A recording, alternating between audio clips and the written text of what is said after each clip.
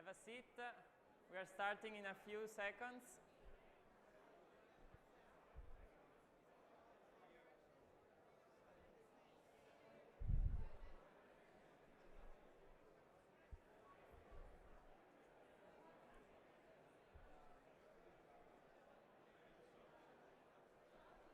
I ask you to sit down, but we are starting in a few seconds.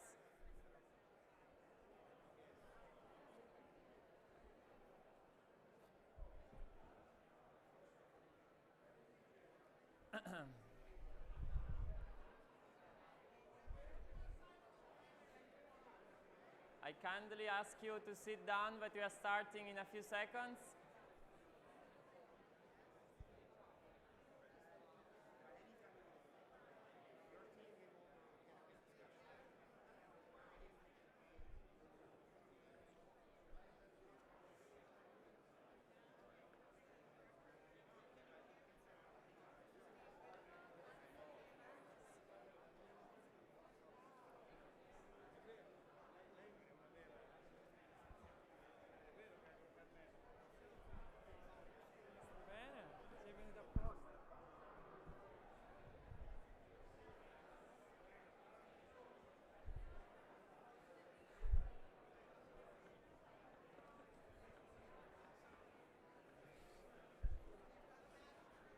I ask you to sit down, but we are starting in a few seconds.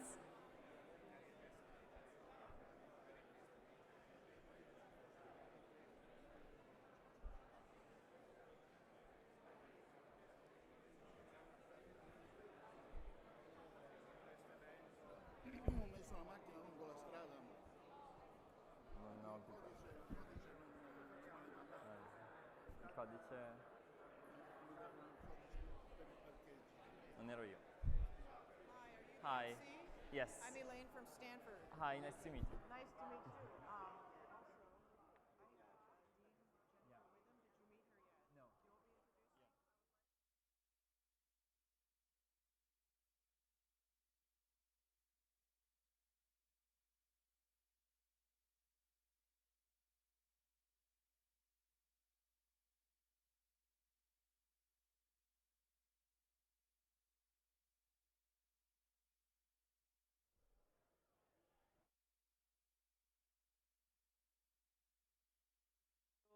To sit down, so we are starting in a few seconds.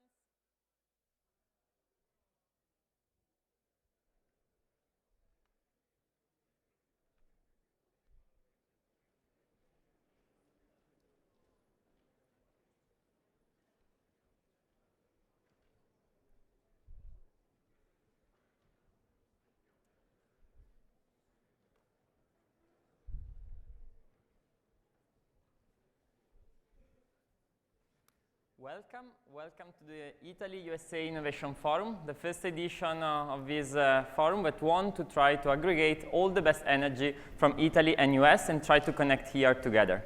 I'm introducing myself. I'm Davide Dattoli. I'm co-founder and CEO of Talent Garden, today the biggest European platform of co-working space and education platform to try to support Italian companies across Europe. We are here, and it's an honor for me to open this forum today, that wants to be in this place at Stanford University and wants to be in with the presence of the President of Italian Republic, Sergio Mattarella, a high-level event gathering the major companies, top university, and R&D players in US and Italy. The idea is, and the main focus of this is to foster the US-Italian relationship in developing new, innovative, and disruptive technologies, driving the evolution of several key industries. As you know, this forum has been organized by Stanford University, and on the Italian side, by the Italian Ministry of Foreign Affairs, the Italian Trade Agency, and Confindustria, the main association representing all the manufacturing and services companies in Italy. It's all this morning and also this afternoon. The idea is to try to put together all the best minds in the same place, and for the first time, in the presence of the President of the Republic and the President of Stanford, try to discuss about how to innovate our country. As we know, Italy is the second manufacturing economy in Europe, but is also the fifth country when we talk about patents on the machine learning and artificial intelligence. And the idea is to try to support also way more the development of technology and innovation across Italy with the collaboration with United States. The idea today, and I'm very welcome on this stage, the Dean of the School of Engineering at Stanford University, Jennifer Widom.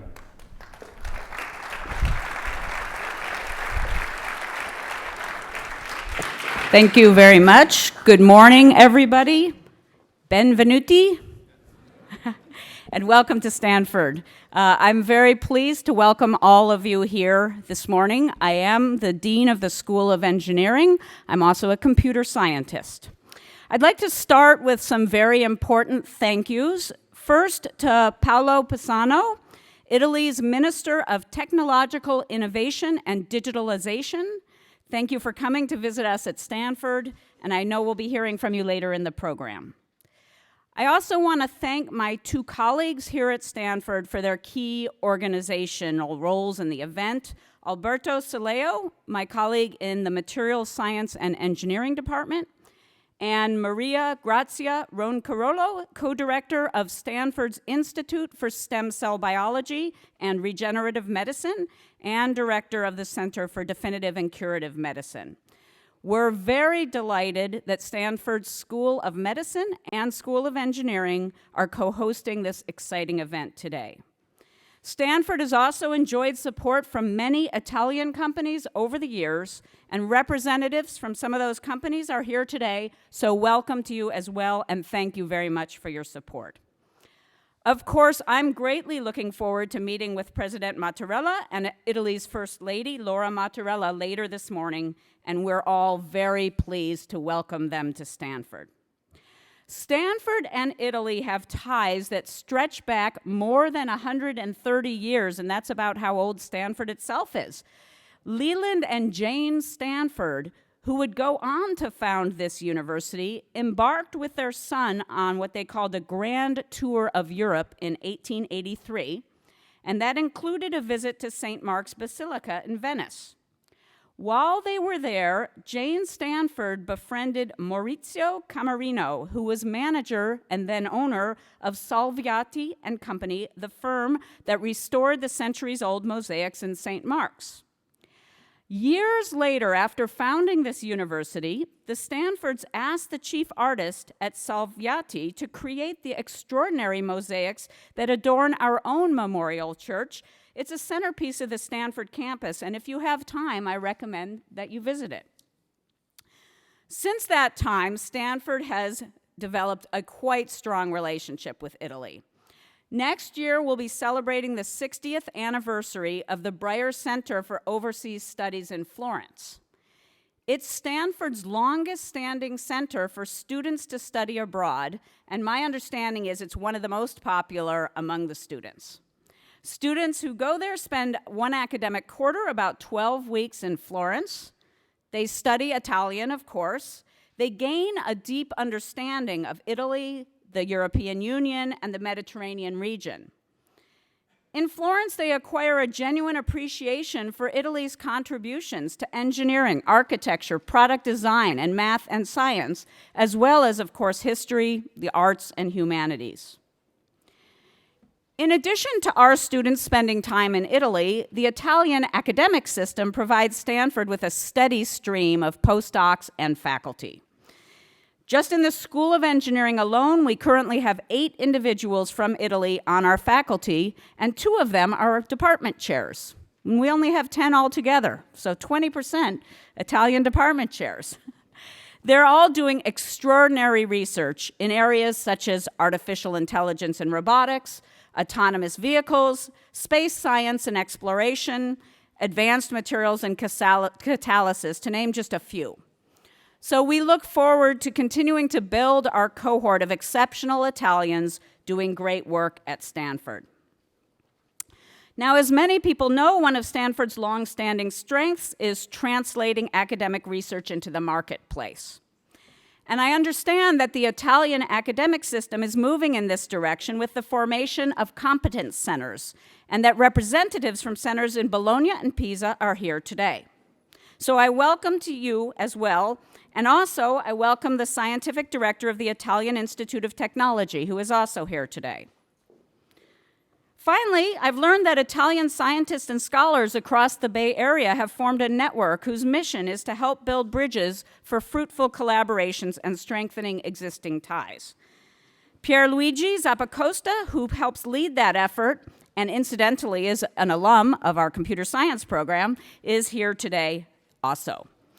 So in closing, I'm confident that this forum will help all of you generate even more personal connections, give rise to new research programs and fruitful exchanges of scientists, engineers, and students.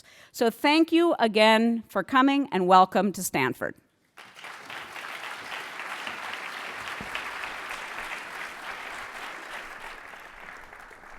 Really thanks from the welcome from the University of Stanford and also for hosting these events here today. And it's an honor now to present, I can say, a key element of the development of the country, because after many years in which we were trying to work on having a Minister for Innovation in Italy, this year we reached this goal. And so I'm really, really welcome the Minister of Technology and Innovation and Digitalization for Italy, Paola Pisano.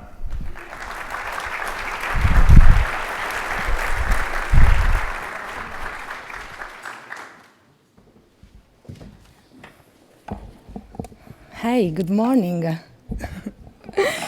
Distinguished guests, first of all, I would like to say thank you to the Ministry of the Foreign Affairs, the Italy Trade Agency, Confindustria, Stanford University, the Stanford School of Engineering, and the Stanford School of Medicine for organizing such an important event for our countries. When I start thinking about my speech today, I realize that we usually remark in this kind of event fact that everybody already knows. We know that we are in a period of transformation where the technological activity and innovation will have a strong impact in our society. And we know all the strengths and weaknesses of our countries. What I would like to share with you today is what our country is doing for trying to reach this opportunity that new technology and digitalization will offer to our society. So, first of all, thanks to the choice of our government, we have now a Minister of Innovation and Digitalization, and this is very important for define a unique country policy around cooperation, innovation, and digitalization in the framework of stability. Because you know, as I know, that for doing a policy around innovation, we need stability inside the country. We don't need 1 year of good policy, we need few years of good policy. We are defining a draft of bill to adapt the system of law to innovation and not vice versa. If you are a startup or if you are a company come in our country and develop your project in a sort of sandbox, if the innovation that you bring in our country would have a positive impact in our society, we will adapt our regulation to your innovation. Another thing that we are focusing on is the Italian Competence Center. We already listened that we have in Italy competence center, 8 competence centers that are an hub which organizations, startup, research, university are together in the stream of innovation and new technology. And this is very important if we want to have a strong impact in some field of innovation. Think about smart manufacturing, digitalization, cybersecurity, infrastructure in 4.0. Another thing that we are doing in Italy is starting a fund around innovation. The name is Fondo Nazionale per l'Innovazione, and this fund will start now in October and will support the startup and organization that bring in our territory innovation. We are always talking about creating innovation, but as innovation we can see like an industry. We need to talk about the creation of innovation, but we also need to talk about the demand of innovation. So for this reason, we want to define simple mechanisms to create, use, and reuse and acquire technology inside the public administration. As a government, we want to support organizations to create and communicate new and appealing jobs in technology and digital economy. We will never attract young, intelligent workers in our country if we offered all kinds of jobs in terms of salary and activities. Italian company must understand that the new employee is an investment and not only a cost for the company. Finally, we are focused on digital services, digital inclusion, and reskilling of our population, and also on creating tangible and intangible infrastructure to support the innovation. And finally, promoting cross-country contamination and open innovation approach, not only for our companies, but also for our government. And now, I would like to ask you something. This is an important opportunity for me and for my government to speak in front of such important audience, professors, entrepreneurs, researchers, leaders that are changing our society, creating new jobs and new opportunity for the future. I think that all of you have in his or her mind the action that our countries must do for starting together this transformation. I told you the government action. Now it's your turn. Tell me your actions that you would like to do with your organization and to implement it to concretely realize the aim of this event, the collaboration of two countries in the direction of innovation. I'm here today and I'm expecting your and the panelists' suggestion. Thank you very much.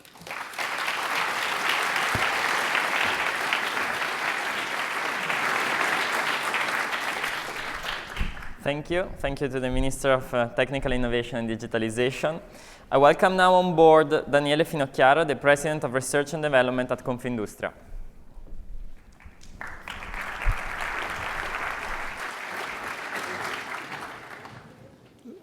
Thank you. Ladies and gentlemen, it is a great pleasure for me to be here today, representing Confindustria. Confindustria is Italy's largest organization of private companies with more than 150,000 members from all sides and from all industries kind of company. We are talking about innovation. We are talking about innovation today. Innovation has become the main driver for the development of nations. And if Europe and Italy wish to continue playing an important role on the world stage, we need to focus on innovation and address the related challenges, not just innovation by itself, also by partnering with the US companies, research center, and university. The Italy-USA Innovation Forum is therefore a great opportunity to strengthen the existing collaboration among us and hopefully to open up some new one collaboration today. We all know that research and innovation provide the foundation to a sustainable and inclusive development. Only by building on them we will be able to successfully deal with the social challenges that we are facing. This is the priority that Confindustria has been stressing in recent years. And as industry, we are the important players in this scenario. We are forced to innovate. Innovation is our passport to sustainability and the key to survive a tough competition. The core essence of any good enterprise is the commitment to innovate. But we have also another great responsibility that is a social one. We own the process to translate research into effective innovative processes, services, and products. In order to overcome social challenges, create qualified jobs, and achieve widespread well-being. So it's a very important social aspect that we need to take into consideration. We also are very conscious that we represent a nation with a very strong industrial tradition, with many businesses of different sizes, operating in all sectors and spread up and down within the country. And with us today, we have here the highly qualified delegation of our enterprises and business clusters. Italy is a strong industrial country. It's the 8th economy in the world. It's the 4th largest economy in EU. It's the 2nd largest manufacturing base in Europe. And according to the Trade Performance Index, Italy occupies one of the top 3 positions in 8 sectors out of 14. Not only fashion, but vehicles, electronics, and manufacturing. Confindustria is striving to support the further growth of this system. And we are trying to contribute to the definition of the policies, not only at international, European, but also national level, providing qualified services through a dedicated network of more than 400 people, 400 experts within Italy. And in terms of policies and services, we are engaged and actively contributing to the new European industrial policy, where we have helped identify new strategic value chain and the focus here is on the turning point. It's IoT, it's cybersecurity, it's low carbon economy, it's hydrogen, it's smart health, energy, microelectronics, all the stuff that we will deal with today. And we know that not only Europe is important. As the minister say, we also want to rely on a stronger national system. With this goal in mind, we have been working in recent years building on our experience, benchmarking with other countries, in order to develop a specific Italian approach, the famous Italian way also in this kind. I can safely say that we have made great progress and we are still improving. The general framework is based on our national smart specialization strategy that is addressing 5 priority areas, and it is led by a central steering committee with direct links to the Prime Minister officer. Very important as well. Another important step has been the creation of 12 technology clusters, not only on collaboration and partnership, but between companies, academia, public and private research center, ranging from cultural heritage to aerospace sector. To further strengthen our research and innovation system, we have recently created also a network of the 8 competence centers, as the minister was saying before. And as Confindustria, we created also 21 digital innovation hubs in order to assist all the companies in the industrial digital transformation. The key words and the main takeaway for us today is partnership. We need to reinforce and develop new research, innovation, and industrial partnership, work together in challenging frontier fields, and speed up the shared development of innovative solutions. Confindustria is actively engaged in supporting the development of this partnership through all our systems and through a dedicated platform that is called Connext. It's a digital and physical platform, and we can offer the amount of the enterprises that are there that are up to 1,000 enterprises. Let me conclude by saying that research innovation is our future. It is up to us to work in a responsible way to narrow and eventually close the social and economic gaps in our society. And I'm strongly convinced that today, this Innovation Summit will be another important step in this direction. Thank you.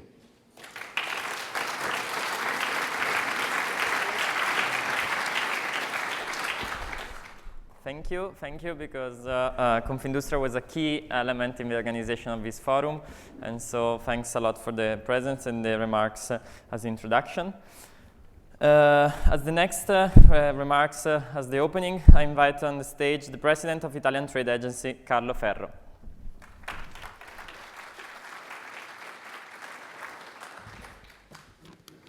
Thank you, Daniele. Minister Paola Pisano, Professor Widov, distinguished guests, ladies and gentlemen, I'm glad of being here introducing such a community of Italian innovators in Stanford. And About Stanford, when starting the visit yesterday, allowed me with a personal flashback. I visited in the late 90s the Silicon Valley to study the ecosystem of venture capital and startup. And I'm still carry on two takeaways. One is about the fertility of that chemistry between entrepreneurship, research, human capital, and finance.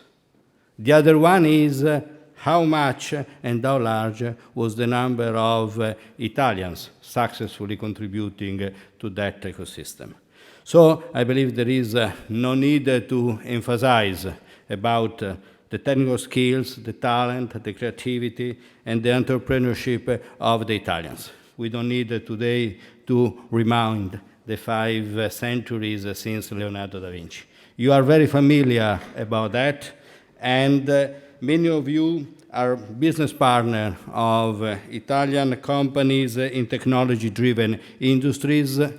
Some of you have chosen Italy as the hub for your European operations.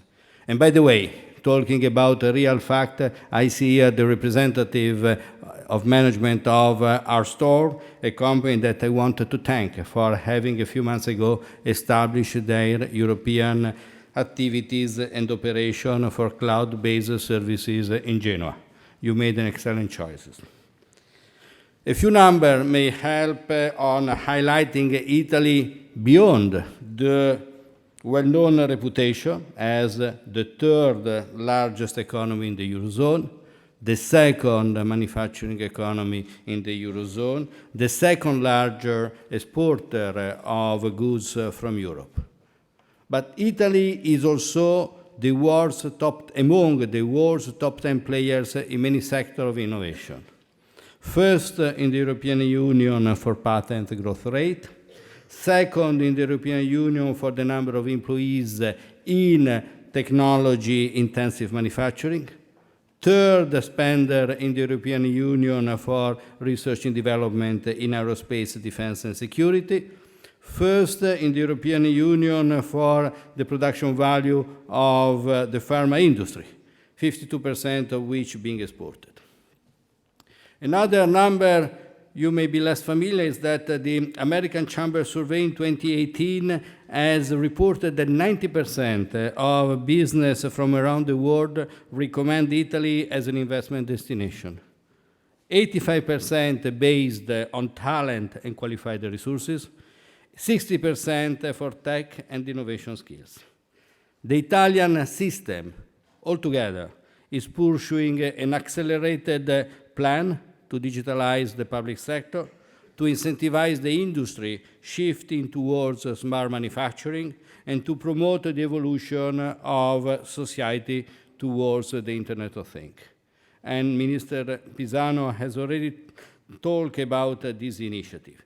The Italian Trade Agency, the agency of the Italian government which supports the internationalization of Italian companies, supports this plan with new program for digitalization, which for us in the global trade is e-commerce, is blockchain for the traceability of the product, and is big data analysis, on the sustainability and young generation and startup. I do really firmly believe that there is a link between innovation and internationalization. They go together, and together can activate the positive cycle of an economy of a society. Product excellence, export, growth, investment, inclusion of young talent, new innovation, new product excellence, and more growth. For this reason, the Italian Trade Agency, while continuing to support our traditional export sectors, has started a campaign to promote the Italian enterprises as partners in the world for the development of smart and circular economies. The excellence of the Made in Italy goes beyond the traditional 3F, the food, fashion, and furniture, and technology enables excellence also in the 3F. Particularly, the Italian Trade Agency spends here in the USA about 25% of our budget, And here we are especially active in promoting almost all the fields of today's forums: aerospace, life science, advanced manufacturing, and renewable energy. Here in Stanford, we are at the home of the startup. If I do not mistake, this is the university with the highest number of unicorns. We're a bit jealous on that. Allow me to mention, in this case, the various measures that this year we have started to support the Italian startup growing in the global market, particularly the Global Startup Program, where the Italian Trade Agency accompanied 80 young, innovative Italian companies on a 4-month internship with accelerators and incubators in 6 countries, 34 of which were in the USA, 9 of which were here in San Francisco. Okay, but I believe I really should stop here, as today's session will offer much more about the Italian ecosystem of innovation. The selected subjects for today's panels are really at the crossroad of megatrends of the future society: the digital economy, driven by artificial intelligence and supported by the cloud; the circular economy, aimed at social and eco-sustainability. And those are indeed the focus area where leading corporations, SMEs, public and private research centers, university, and the public administration do cooperate in Italy to reshaping the future. As Italy is an economy largely open, about 60% of our GDP, the global trade is about 60% of our GDP, we wanted to proceed with an open and a cooperative approach. And we look at this kind of event to build an open and cooperative approach. For this reason, I want to thank the 70 Italian participants, the over 300 American friends for being here today, and I want to thank Confindustria and the Stanford University for having partnered with the Italian Ministry of Foreign Affairs and the Italian Trade Agency in organizing this event. Thank you e buon lavoro.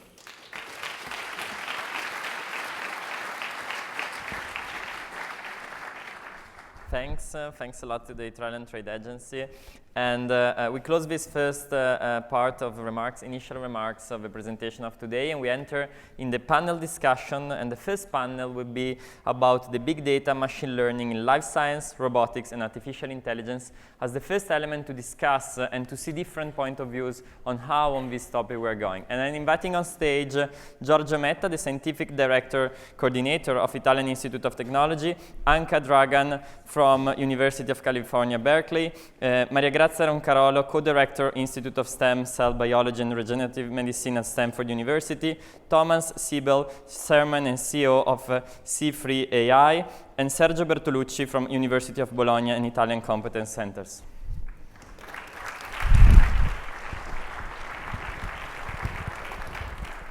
Good to see you.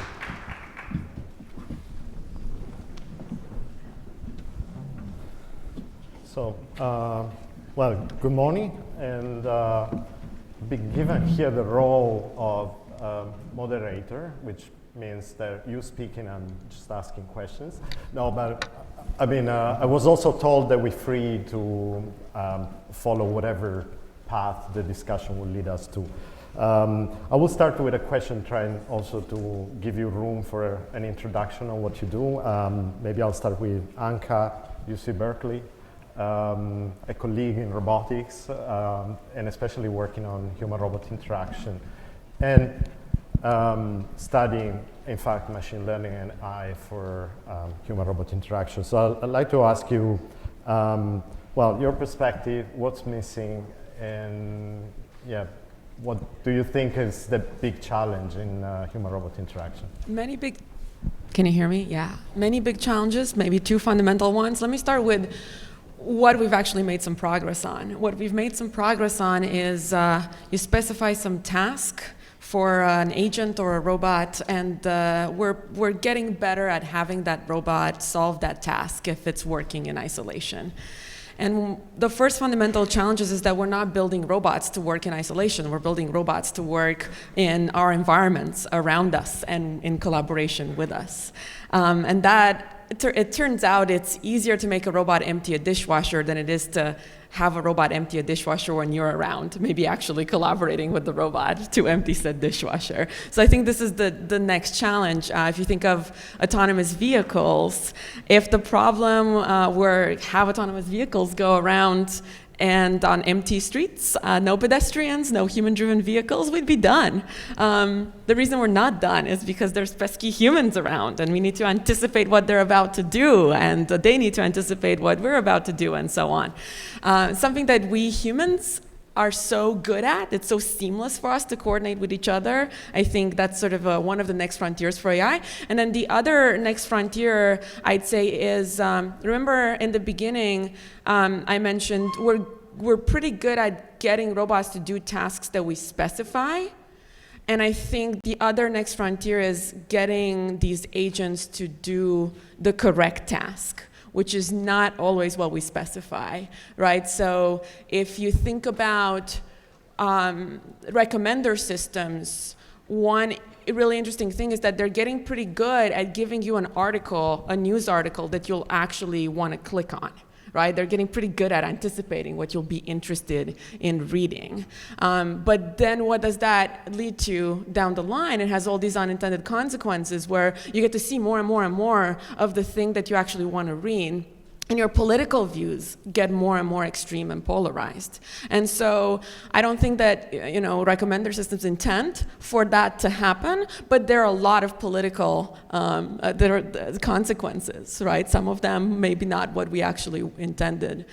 So it's hard because you can't just say it's all about a specified task. When humans are involved, you always have troubles. That's right. In a sense. So molto mari grazie from Stanford. And here we're jumping a bit from bits to genes.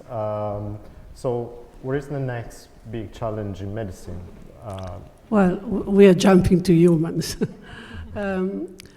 Genetic engineering is really a very innovative and transforming technology which completely changed our approach to diseases, whether it's cancer or autoimmune diseases like type 1 diabetes, multiple sclerosis, but also, of course, genetic diseases and neurodegenerative diseases and diseases of aging. Like, think about possibility with the genetic engineering of cell and tissue to replace cartilage or bones of people that consume their cartilage because they ski too much or they are just aging. So this is a very disruptive and transformative technology, but it's also completely different from what we did in medicine and what we learn in the textbook, because these are living drugs. These are cells.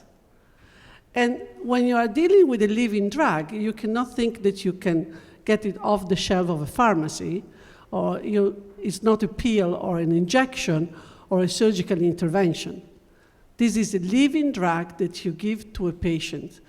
And the potential of these living drugs, compared to what we did until very recently, is that we have the ambition and the goal not to treat, but to cure, to be definitive and curative therapies. And that's why we call our Center for Definitive and Curative Medicine. And the idea to be definitive is that you do one shot and you're done. And curative, that you cure. You don't give a therapy that lasts for many months or years or for the life of the patient. You just cure the patient, which, again, is very different from what we are doing. So this is a transformational approach. And of course, we as physician scientists are dealing with this innovation. And we can discuss later what can be the bottleneck or the challenges with this disruptive technology. Right. Thank you. I'm quite impressed. It's a good definition. It's very beautiful. The definite medicine. So you really want to cure. And jumping again from genes to atoms, although, and I would like to hear from a physicist. I must confess, I'm always jealous of physicists. They have such an approach to science to science in general. I'm an engineer, so that's why, and you get the idea. The purity and the beauty of physics is quite amazing. But I'm here to try to connect things, and like to ask whether the big data and all this availability of data and machine learning have had any impact on your work, if any, of course.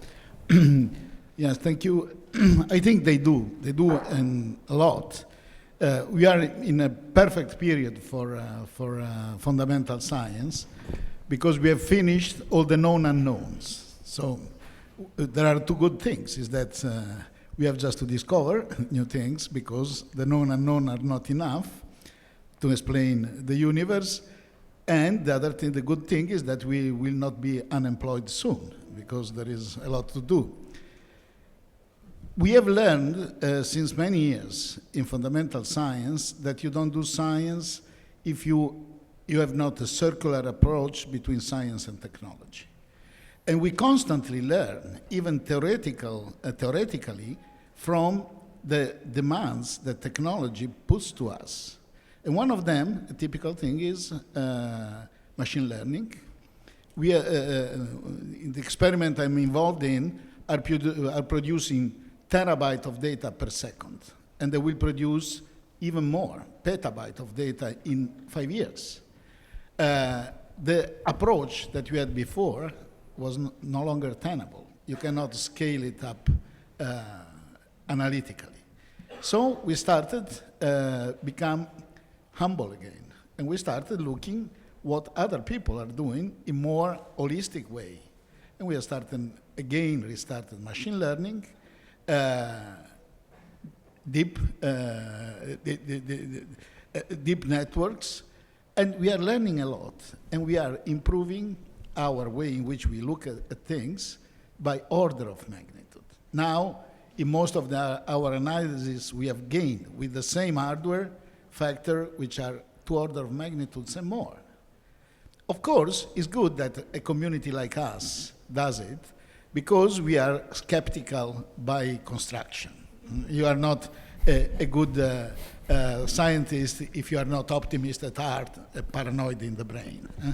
And then in this case, there are a lot of people, the older people, people like me, that question the things which are not analytical. What is this black magic? What is black box? We are learning a lot from black boxes. And this immediately feeds up in how also we change as a community and what kind of support we can give to a wider community, to the society. So you have just to think that a place like Stanford or CERN or Bologna University, we are training many people every year. They don't all stay in research. They go in the rest of the society and they bring a culture, a value, which is very important in this transformation time. This kind of leads me into the next question, but we'll get to that. I would like to ask a question to Tom as well. Quite the obvious in a sense, but how is the machine learning and AI, the availability of big data impacting on the business sector? I mean, you started, I don't know all the details, but from what I read, you started with software maybe a bit more traditional, but now all the things you're doing new is very much into the ability to run machine learning on the data. Yes, so as a matter of background, I'm a computer scientist and I did my graduate work in relational database theory. I've been active in Silicon Valley now for 4 decades. First at a startup company called Oracle that we turned into one of the world's leading information technology companies. And then we founded a company called Siebel Systems, which invented this market called CRM, that too became one of the world's leading information technology companies. For the last 10 years, for the last decade, we've been involved in capturing this new step function of information technology that your conference is about. And so this is about the confluence of elastic cloud computing, big data, the Internet of Things, and AI. And this is a big change. I mean, rough numbers.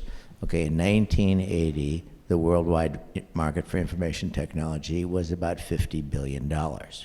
This year, globally, it's about $3.5 trillion. In 5 years, it will be $9 trillion.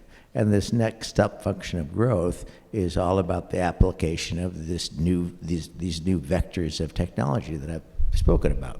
And so these technologies, elastic cloud computing, big data, and the Internet of Things, in turn enable this phenomenon that we call artificial intelligence, which is about building a new class of applications where we're able to use computers for prediction, and predictions with very high levels of accuracy. And so the business and commercial applications of this technology are highly socially and economically beneficial. For example, a classic case would be smart grid analytics.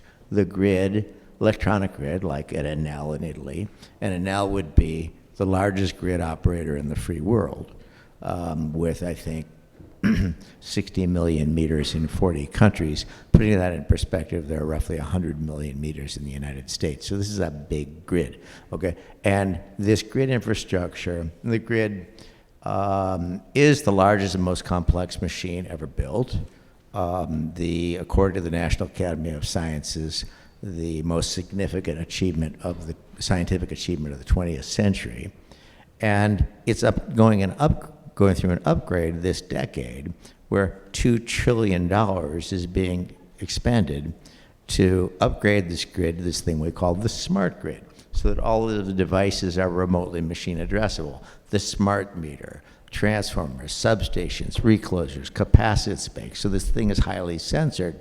And we are able to then use artificial intelligence to build classes of applications that increase safety, increase reliability, lower the,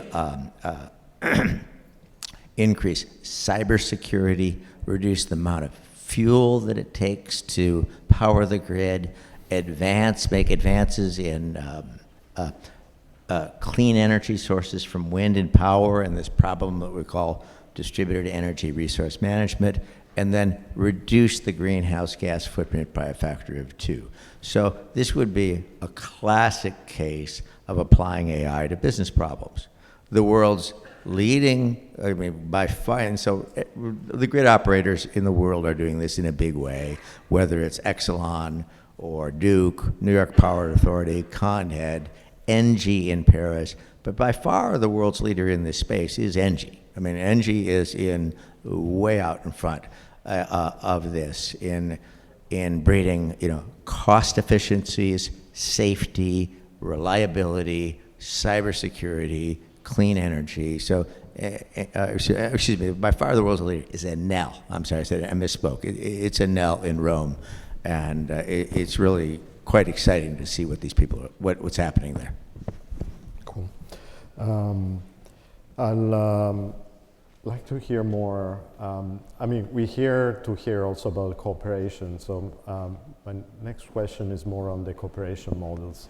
I mean, as a researcher in robotics, I was always struggling to put together enough people to develop a common project and share as much as possible the research we were developing, because we never had the means to actually build otherwise large projects. I think it's a bit easier with companies in that sense, but I'd like to hear from your experience what it takes, or what models will be the best for the respective fields to develop research.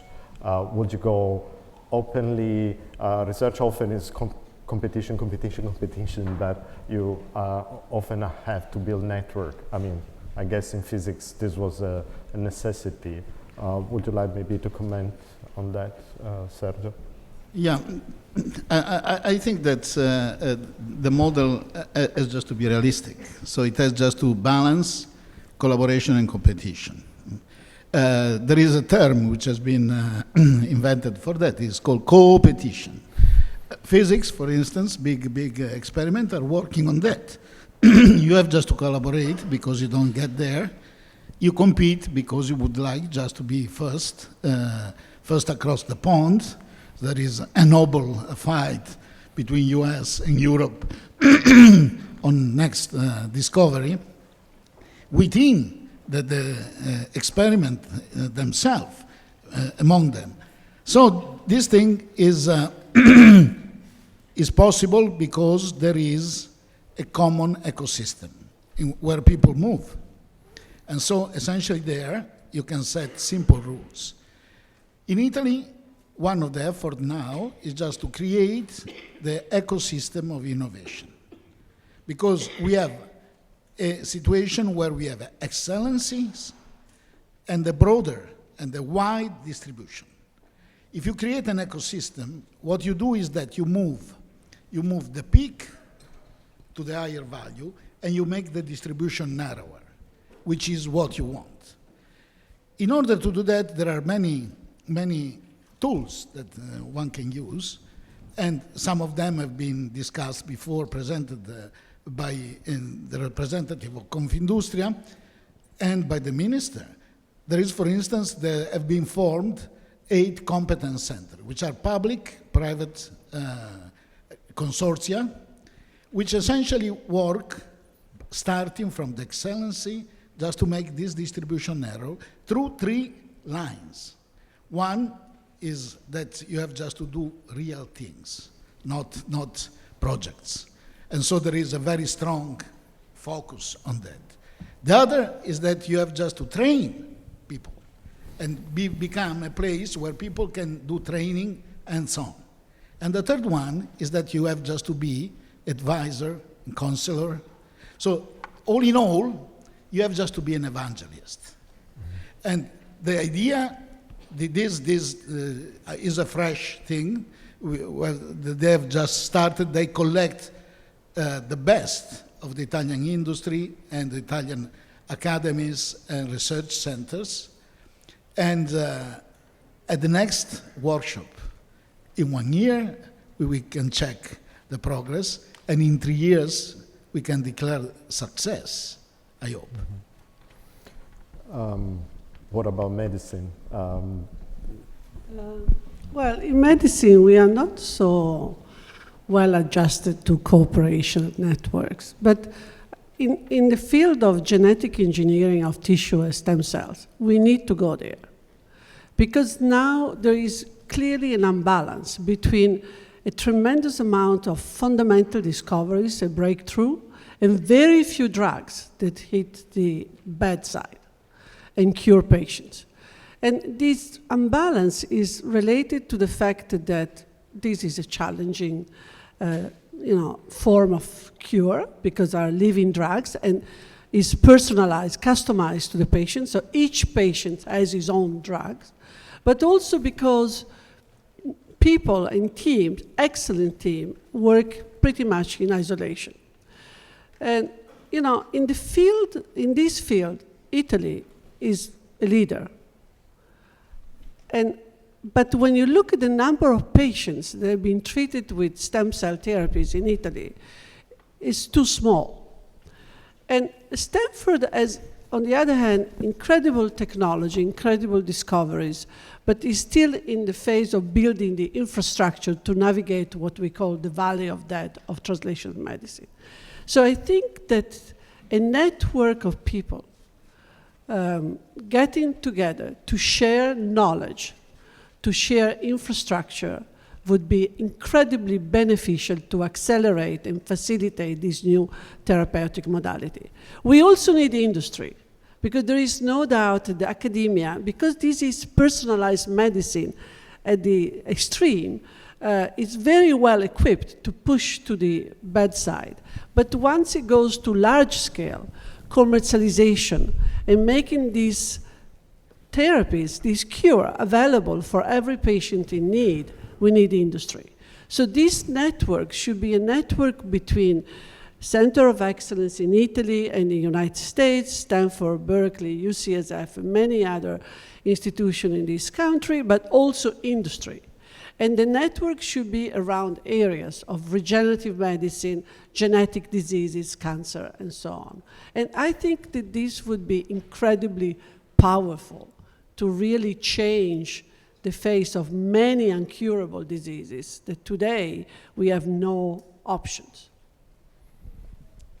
I would like to comment on this. Three examples of collaboration that I think have been quite remarkable, one of which Maria is very active in with her colleague, Dr. Irv Weisman at Stanford, and Bob Tejan at UC Berkeley, where some years ago we formed an institute called the Stem Cell Institute between the people at Stanford doing stem cell research and the people at UC Berkeley doing research in stem cell and molecular biology. Now, the results of that collaboration have been nothing short of miraculous, okay, in terms of visiting scholars, collaborative research, and the results of this is you are curing diseases that have been previously incurable, including stage 4 breast cancer, which used to be a death sentence. And I mean, so what you're doing there is truly remarkable. As it relates to energy systems, we recently, some years ago, we got together and formed an energy institute and Marco Gili was a principal in this, where we formed a collaborative effort of Politecnico di Torino, École Polytechnique, the University of Tokyo, Tsinghua in China, MIT, Princeton, Carnegie Mellon, the University of Illinois, Stanford, and UC Berkeley. And the purpose of this was to advance the science of AI as it relates to energy science, okay, and particularly power generation, transmission, distribution. And then we have had corporate partners in that alliance, including Enel and Exelon and many other, Engie and others.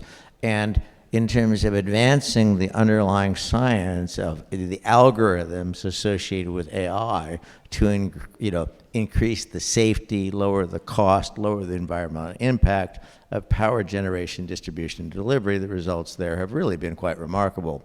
And now we're getting ready to form a broader institute that will be called the Digital Transformation Institute. And this again will include Politecnico di Torino, École Polytechnique, University of Tokyo, MIT, Princeton, Carnegie Mellon, University of Illinois at Urbana, and Berkeley.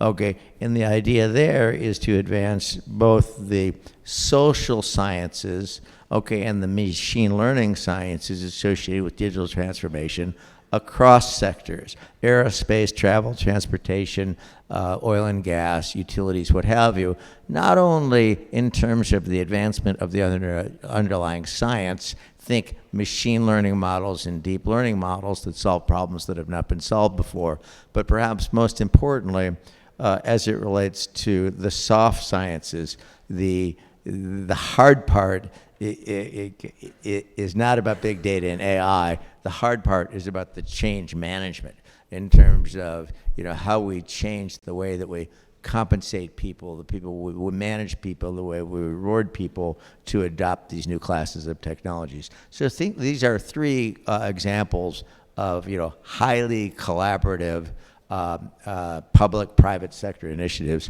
that I think are making massive change happen.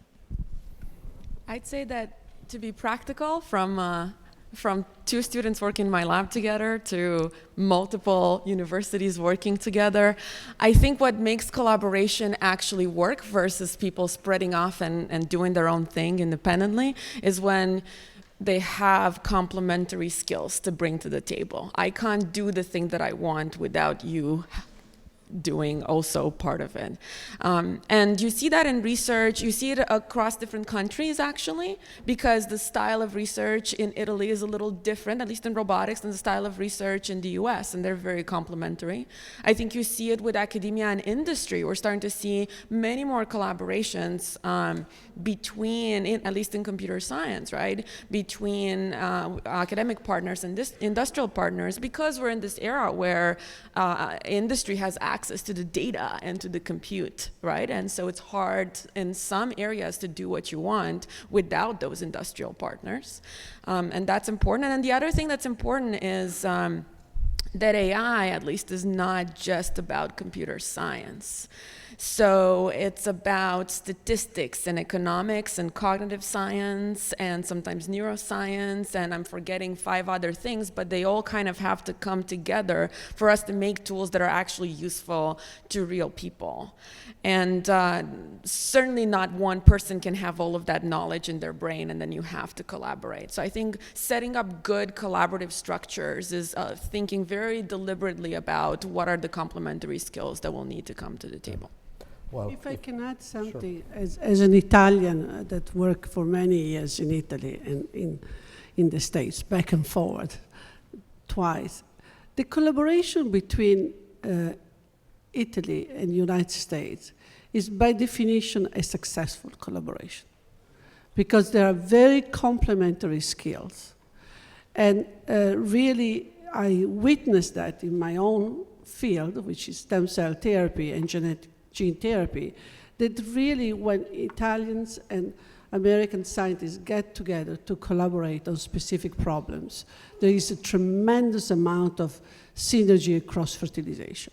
We heard this morning that Italy is the first country in Europe for manufacturing pharmaceutical. That's another strength that can be really the third part of the equation. And the fourth part of the equation is really to put together the incredible entrepreneur spirit of this area with the Italian creativity and knowledge. So it's by definition a winning situation. By the way, if you go and search Scopus for robotics, I think you see Italy and the United States, depending on the parameters, but you see them very close and at the top worldwide. I think United States is first, Italy is second. If we restrict to robotics, I'm a bit biased here. But I'd like to hear a bit more about the challenges to get to that.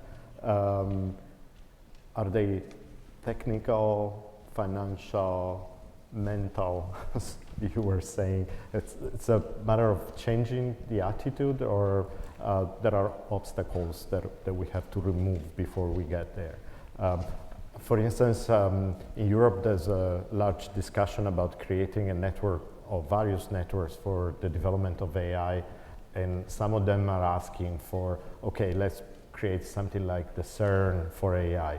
So a single place with huge computational power, because that's what you need.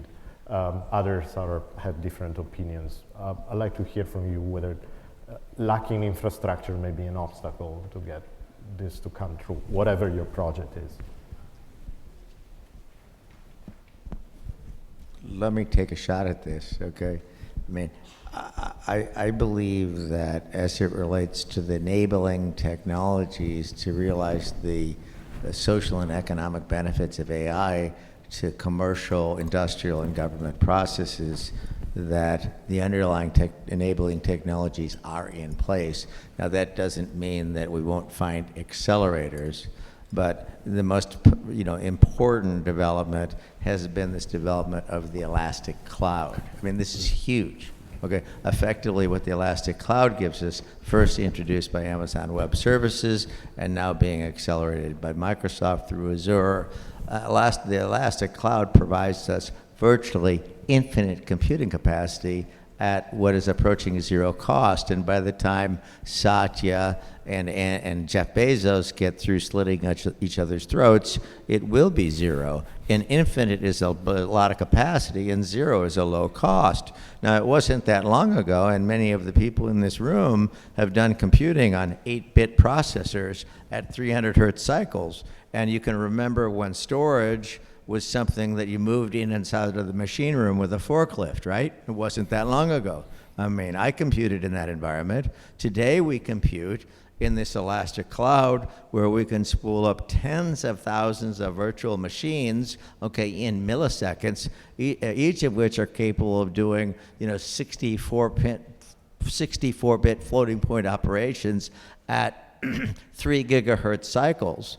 And and storage is basically virtually infinite. So this is the fundamental enabling technology that I think enables us to solve classes of problems that were unsolvable before. And now, yes, there's been some underlying theory work done in AI, but I think we're now beyond the, we're now beyond the, okay, I mean, if we look at AI, honestly, the cell has probably divided 4 times, okay? And it has a long way to go, and it will advance very dramatically in the next 20 years. But while I think that will be many accelerants, I mean, I think it is full game on, okay, in digital transformation across all industry sectors, and this is happening and happening. I think the only obstacles that could get in the way are really regulatory policy. And absent regulatory policy, I think this happens. Well, in my field, of course, all 3 are challenges: technology, infrastructure, and finances. But I would put the infrastructure as number 1, because, to manufacture in large scale these living drugs and to distribute them worthwhile is still a business model which is completely new, and even big pharma are struggling with that. So to build the infrastructure to make these living drugs accessible to every patient is a challenge. But there is a second challenge, in my opinion. The new generation of physician scientists and clinicians. When you have a primary care doctor that says to you, I can take a little piece of your skin, put it in the lab, reprogram to embryonic stage, and then create cartilage, and when you come back next time, I inject the living drug to your knees, and you're done. It needs to understand what that is about. It needs to know it, and it needs to know the risk, and we need to create a new knowledge in the new generation of scientists and physician scientists and clinicians to really use the full potential of this disruptive technology. So that's a big challenge, that's a too. big challenge, indeed, a big one. I mainly think about the technological challenges. I cannot agree with Tom more when he said, look, the cell has divided 4 times, and that's about where we are. I think we have to remember that correlation is not causation. We've gotten really good at using a lot of data to detect correlations. But in order to make predictions on sort of new states that haven't been seen yet, what will the human do in this new situation that's not in my data set? That's still very much of an open question. Because we need causal patterns, right? We need to actually enable these machines to extract some actual causal model of how the world works and how people work. And I think that's a big, big, big next challenge coming up. I agree very much with what was said before.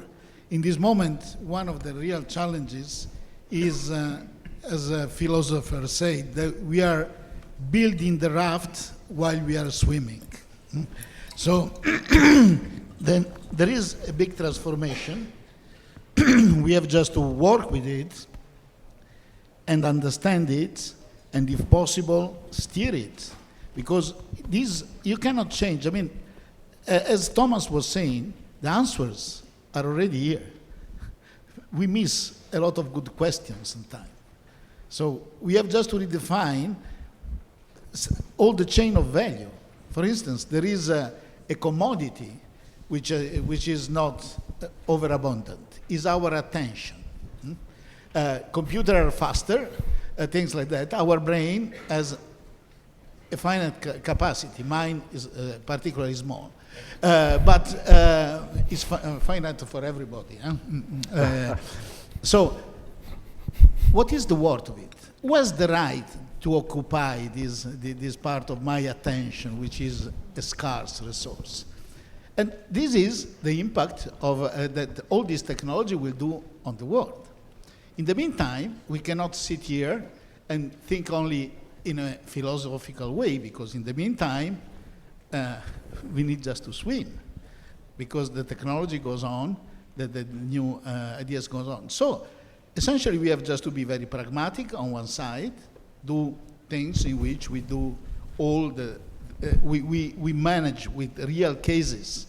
We train people, we form people, and we keep putting out questions. Thank you. Time is up, and we're actually a bit late, so we have to finish the panel here. Thank you very much. I hope.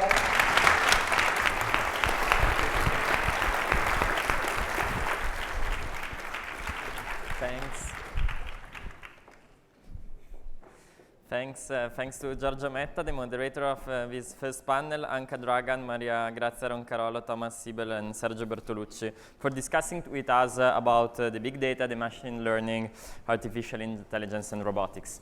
We are going quickly to the second panel today. We have 3 different panels and before the break. So the second will be about advanced manufacturing and Industry 4.0, talking about mobility and smart cities.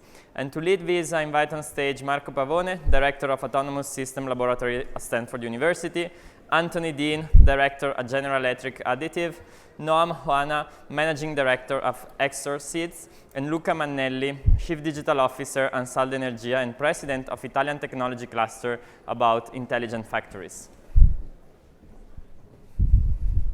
Okay.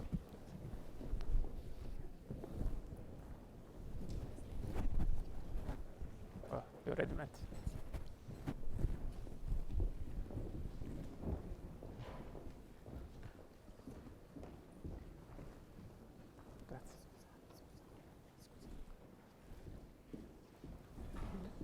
Good morning, my name is Marco Pavone, and I'm a professor here at Stanford in the Department of Aeronautics and Astronautics. I work in the field of robotics and artificial intelligence applied to self-driving cars, autonomous aerospace systems, and future mobility systems.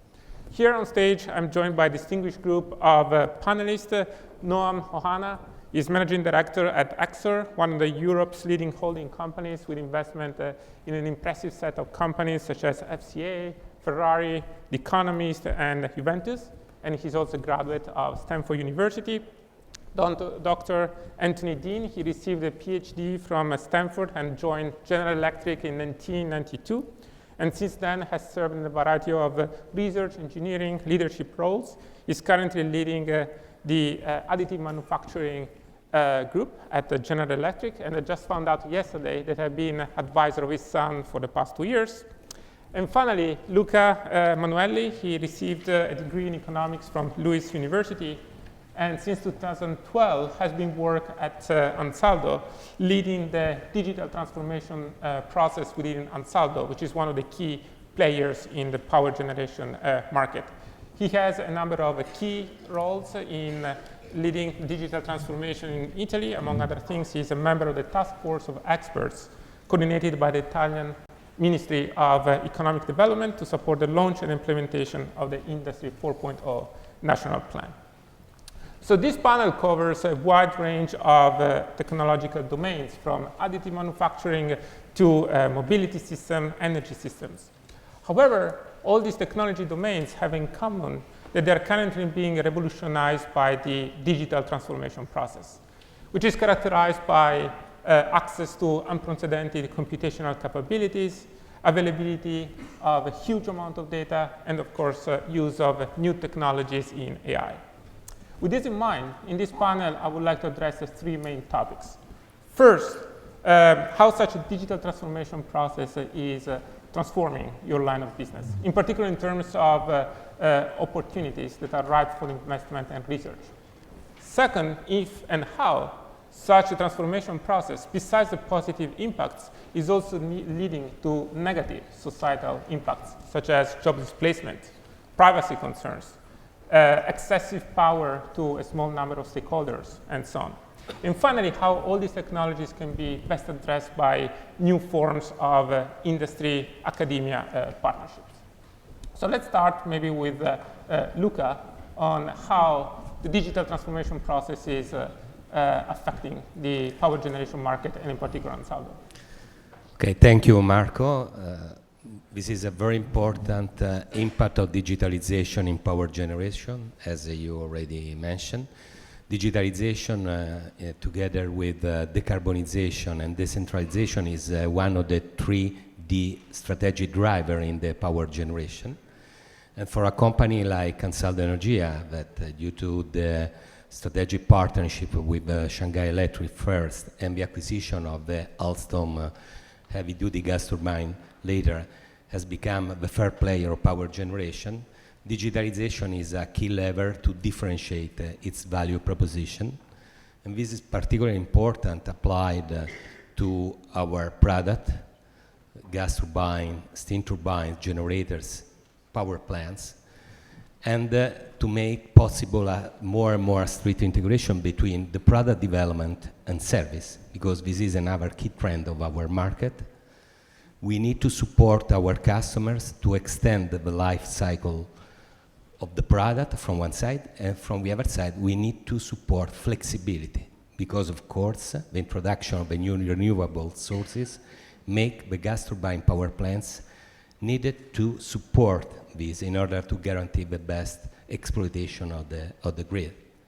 So we started to make our product smarter, introducing in the new product, but also in the current fleet through retrofitting solution.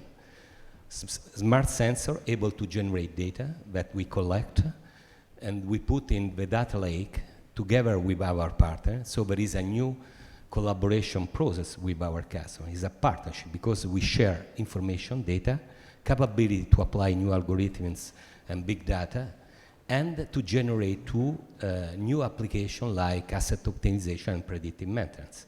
One of the key activity we are currently performing is related to Enel, where we are supporting the digitalization of their power plants in order to achieve this opportunity. This great program is named By2Energy because in our bill of material there are more information than material. So this is the reason why. The second key impact is in manufacturing, in advanced manufacturing, introducing digitalization in our factory. We are the factory that suffered the disaster of the collapse of Ponte Morandi.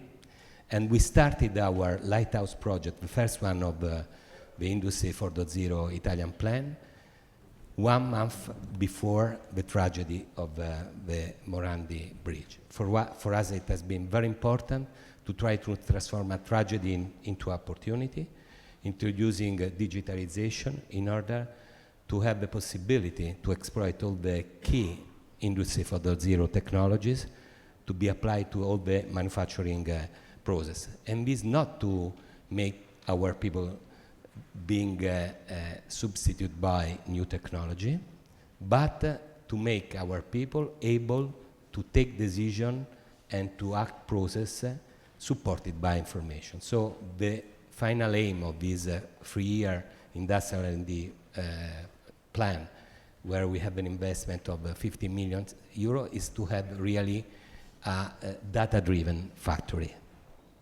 Okay, thank you. And yeah, of course, digitalization is the hallmark of additive manufacturing. So what is next? Yeah, so I think additive manufacturing is fundamentally a digital technology. We're building parts voxel by voxel, layer by layer. And through that entire sort of digital thread of the process, digital and software is fundamental.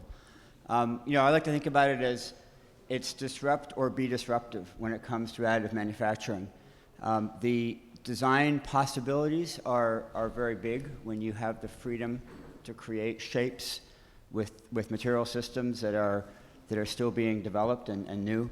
And when you look at what it means for business, it's also transformational.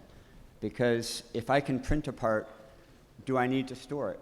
So inventory control. If I have a mature product and I have a mature supply chain, if I have new ways of making it, maybe I don't need that supply chain. The whole labor arbitrage of making things changes when I can make a machine local to where I'm going to use it and not have to make it somewhere else and ship it around the world. So fundamentally, I see additive as transformational with the digital world. I see there's tremendous progress to be made. We are still not at the point where you can just hit print That's our vision. Our vision is I have a design in my mind, I go through a digital thread, and I hit print. There's tremendous amount of work required to further mature that, and a lot of that comes into collaboration that we see between the US and Italy. We're doing some really world-leading additive manufacturing of very high technology components with our advanced gas turbine engines, and those components are being made today in Italy really through a whole ecosystem. And I think that's going to be a key part of the transformation as well, is developing those ecosystems and solving those future problems to make it easier and more mature. Okay, great. Now, you have a somewhat different but complementary view, being an investor and hence having visibility on several different technology domains. What do you see are the similarities and differences in terms of the impact of digital transformation in different industries? Maybe taking the question in a little bit of a, reframe it a little bit as an investor, especially in startups and early stage companies, it is a little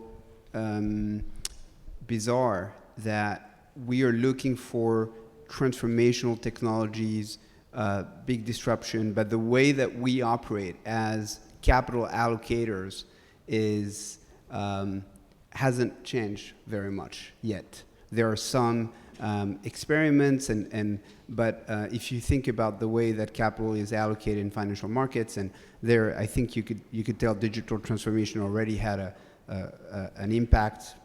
It's not the right forum to discuss if that impact was positive or not on trading and the way that we trade. But in identifying worthy entrepreneurs and projects all over the world, I think as venture capitalists, we have a lot of work to do so that we can be up to the task. And one example is, it's very clubby. Obviously, if you're a member of the club and people in this room would be considered a member of the club, that's great. But maybe there are fantastic entrepreneurs in Europe, for example, that we don't pay enough attention to, or in Africa or elsewhere. And if we had the right tools in place and they could, for example, input their data, we could have tracking that is more, we could have less bias in the way that we select investments. Maybe we could have better outcomes for everybody. So I think there's a lot of work on our end to improve. Okay. Well, we'll come back later on the right investment model for this new class of technologies. But before doing so, I would like to talk about something that usually engineers do not like to talk about, which is the dark side of the technologies we develop. So basically the negative societal impacts. Maybe, again, I can start with Luca, commenting on what you foresee as a possible negative societal impact, job displacement being one of them, and how do you envision mitigation strategies? Yes, I think that in Ansaldo Energia digital transformation, human capital is in the center, and we think that the potential impact of digital transformation can be, of course, to have an increase of productivity, and this is particularly true for a country like Italy that suffered a huge decrease of productivity in the last decades. So, assuming flat volumes, I think that one potential impact should be, of course, a reduction of employment due to the increase of productivity. But on the other side, I think that to invest in digital transformation, we achieve a higher competitiveness. So we are able to generate new activities, new business, and so there will be a positive impact in our employment. What is the way in which we can have a positive trade-off in balancing the two potential impacts? We need to change, to manage the change of the overall system. We need to start from the mindset to the commitment and especially to the skills. We need to act upskilling and reskilling of people working in our company, in our factory. We are involving in our lighthouse plant more than 1,000 of light blue collars. We named this because the transformation should to give them augmented capacity and skills in order to be able to exploit all the opportunity coming from the digital transformation. And what is your perspective, Anthony? You know, I think additive is fundamentally disruptive, as I said, and obviously for those who would be disrupted, it is about adapting. But when I think about additive, I just see so many benefits. One is the upskilling of talent. I think people can get out of routine tasks and get into much, I'll say, better work environment because you're separating maybe the dirty work from the human. But you're also getting more creativity and getting more power over the overall physics. So I think the upskilling is huge. A technology like additive is also environmentally very friendly because instead of subtractive manufacturing, where in aircraft we talk about the fly-to-buy ratio, how many pounds of material do I have to buy to get 1 pound of flying piece of equipment? And often the fly-to-buy ratio is more than a factor of 10. So you have a lot of waste in that process. With additive, you have much less waste because you build, if it's a powder bed technology, you build with powder bed, you can recycle the powder that's not fused, and so your fly-to-buy ratio becomes much closer to 1. And all the energy that goes through that process. And then the third is just the potential in the future to kind of unleash the human mind. Today, if you're a designer, you're limited by known manufacturing techniques. But in the future, we're almost getting to the point, if I can imagine the shape of something, if I can imagine the material properties that I need, we can be designing it. And once you unleash that creativity, you can transform gas turbines, aircraft engines at the high technology side, but also much more common materials as well. Okay. I think one remark first is that we're asking about the negative social impact of this transformation, and increasingly we're not asking policymakers, we're asking companies directly. And I think that's a very important development. And I think companies that we see and that we fund are aware of their new responsibility there, and I don't know they're living up to it yet, but I think it's very clear for everybody. And then the other part that we see and is one clear impact. I think we're talking a little bit about, and obviously this is your area of expertise, but what will happen to the roughly 3 million truck drivers in the United States when we have self-driving trucks? Because I think if my understanding is right, this is probably likely to come sooner than self-driving cars, and so it's no longer just a pie in the sky. This is a real issue, and I think, like Luca was mentioning, the upskilling, reskilling of the workforce is a fundamental issue, and we look for startups and companies that are at the earlier stage that are trying to address this issue in innovative way, because we think that there is a huge opportunity there, even as investor, right? If you can find the right companies and the right business models that enable that. So. Of course, the counter argument is whether workers can be reskilled at the same pace as they are displaced. But I think we know they cannot, and I think that's where questions will need to be asked to policymakers also, and not just we have a policymaker we have here. a few here, and not just to companies. Absolutely. Yeah. Okay, so in this context, Anthony already mentioned an example of collaboration between Italy and the United States, between academia and universities. Luca, what do you think as possible new ways of engaging academia and industry also across the ocean in order to tackle these very large, both technological and societal challenges? Let me start with some example of collaboration in a collaborative ecosystem in Italy that Ansaldo Energia successfully act.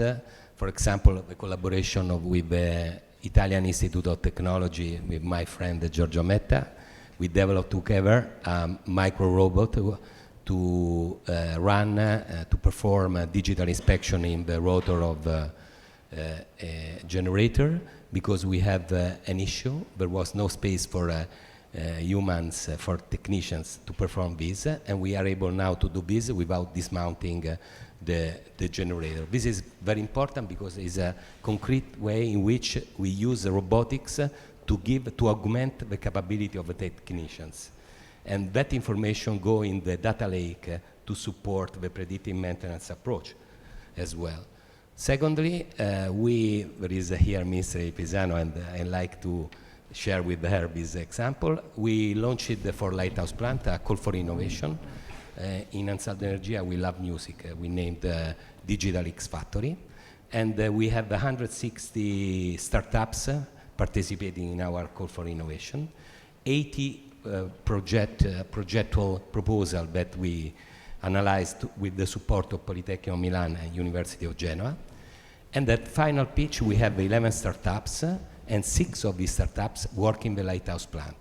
We haven't, unfortunately, corporate venture capital, but we can give the opportunity for the startups to work together with company and big partner, technological partners that are involved. And I think this is a very good example in which also the new Fondo of Innovazione can driven to address concrete opportunity to develop, not only to start, but to, I would say, to support the upskilling phase that is very critical for the startup.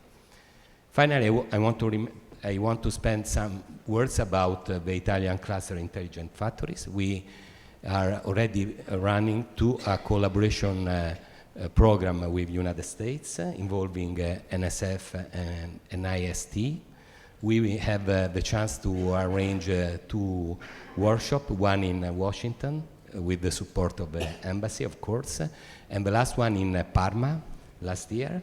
And we found out many areas of potential collaboration, and we involved both United States companies that has operation in Italy and Italian company like Ansaldo Energia or Comau that has operation in United States, and we can try to exchange this kind of know-how and to be applied in the manufacturing, in the advanced manufacturing scenario, and to work together to exploit this collaboration. So this is a very good collaboration in progress. Okay. Well, as I mentioned to you yesterday, now I want to ask you a few more controversial questions to spice up the panel. And let me start with Noam. We discussed before about the need for a new venture models for these new type of technologies. So something that is happening in the Silicon Valley is that a number of venture capital firms are focusing in their investments much more on growth rather than on profit. And this has led to companies with extremely large valuations, but extremely large losses on a quarterly basis. And so many question whether this model is sustainable or not. So from your European point of view, what do you think about this new trend of funding unicorns that do not make any profit? There is no clear path to profit. Is this something that should be replicated in Europe for whatever reason we should be worried about? What are your thoughts? So I have to be careful here.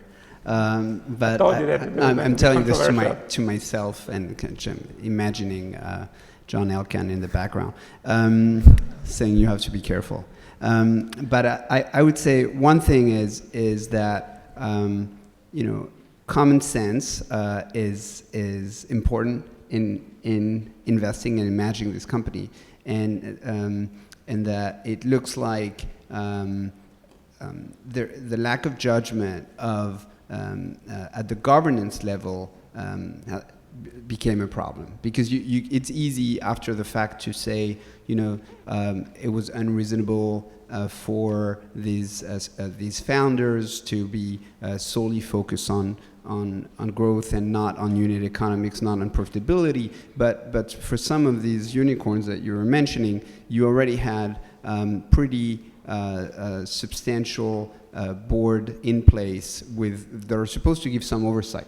And I think what's interesting about the industry people in the room is that some of the dynamics on the board, really I don't think these are things that could happen in a normal business environment, and that there would be more pushback And so I think that that's an area where Silicon Valley actually has to learn and be more humble and go out to good old industry and business and implement some of these sound governance procedures. I think that in some ways, although the risk is always possible, the abundance of capital in the US makes it more likely to happen in the US than in Europe. I think in Europe we all know that they are actually, it's actually harder to raise growth capital it's possible obviously, and there are signs of life as some US venture capitalists like to frame it, but it's harder, and so I think Europeans in general are more careful with how they think about profitability and growth, making generalization here, but I think that's roughly the case. So I would say in general the laws of physics are still here, and we are in a peculiar moment in a cycle, and we will hear more of these stories. And I think that one thing that the collaboration between good old industry and some of the judgment of European business and European trained people can bring here is to help the dreamers remain grounded and a little more realistic about the long-term prospect and what they need to achieve in terms of sustainability for these companies. Okay. We'll continue this discussion offline. So, Anthony, one of the popular concerns against additive manufacturing is the possibility for now everyone to potentially 3D print a weapon.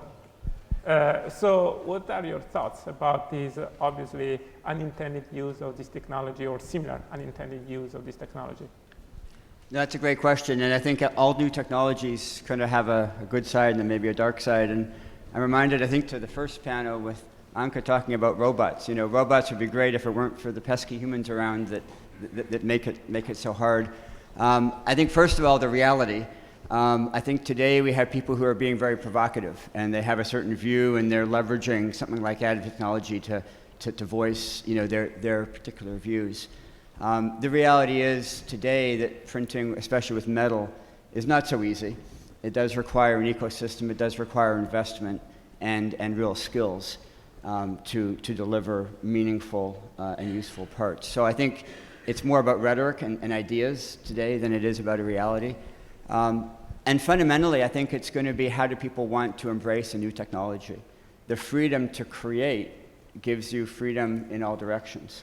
I've been very inspired by seeing what people are doing with metal additive around prosthetics and medical implants. It's fascinating today how you can have customized drugs, but you can also have customized implants. And that's really improving the quality of life.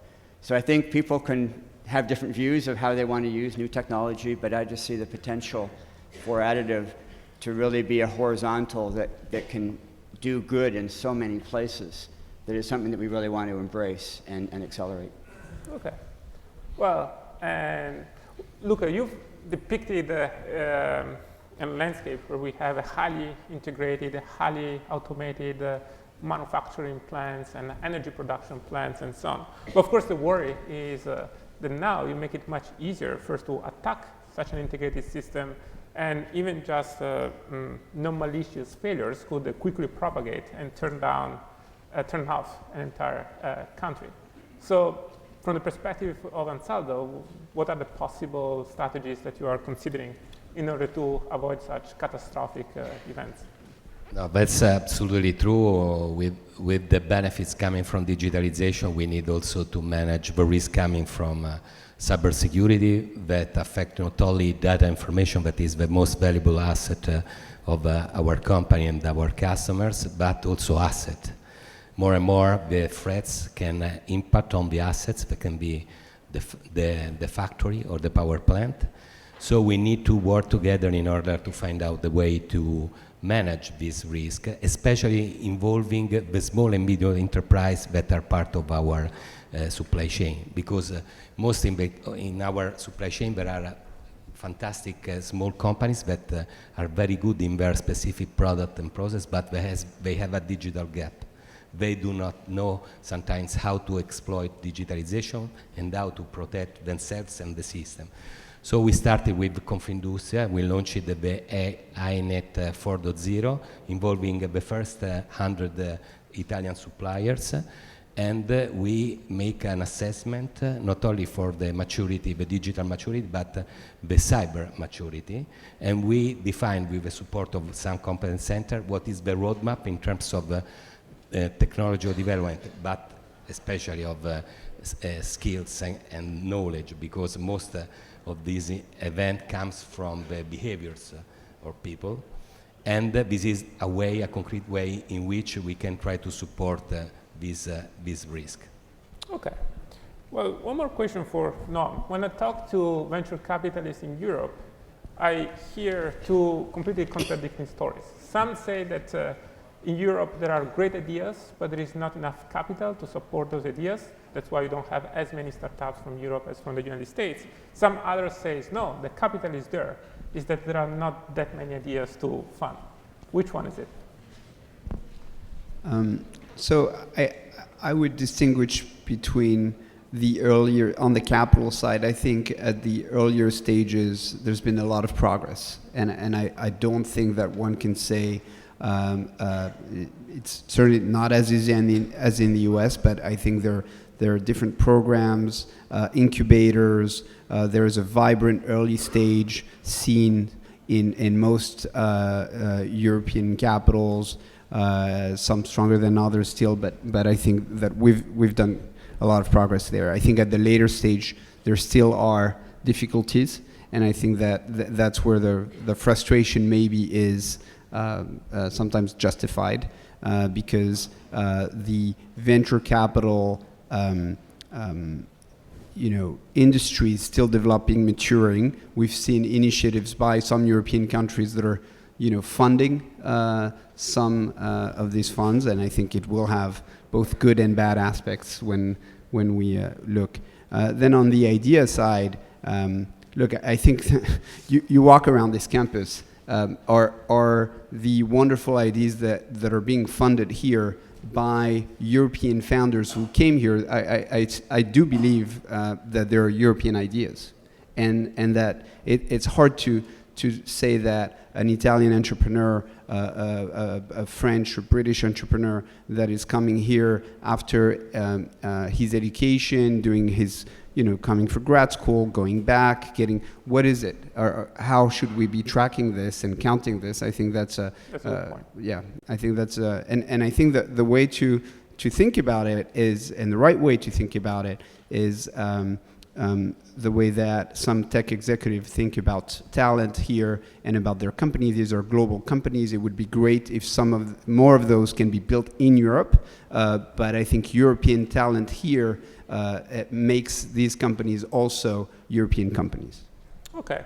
Well, it's time to wrap up. So in the afternoon, we'll have a roundtable on these topics where there will be an opportunity to go deeper in each one of the themes that we have touched upon. And, well, I look forward to the next panel. Thank you. Thank you.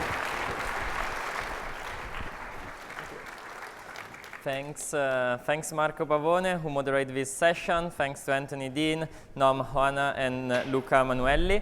We are going to the third and last session. We start from big data and artificial intelligence. We just talked now about advanced manufacturing, Industry 4.0, and we go now on the last part, that is the space part, on the space industry, science, and technology panel. I'm inviting on stage Giorgio Saccoccia, the president of Italian Space Agency, Simone D'Amico, the professor of aeronautics and astronautics at Stanford University, Tom Ochinero, vice president of commercial sales at SpaceX, Donato Amoroso, CEO of Tela Alenia Space Italia, and Richard Del Bello, Vice President, Business Development and Government Affairs at Virgin Galactic. Okay,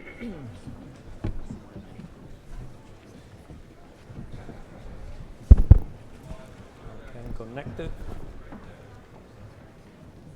So good morning, everybody. Now we move into space, and I'd like to start this panel making a few considerations about why space and innovation goes hands in hands from the very beginning of space activities.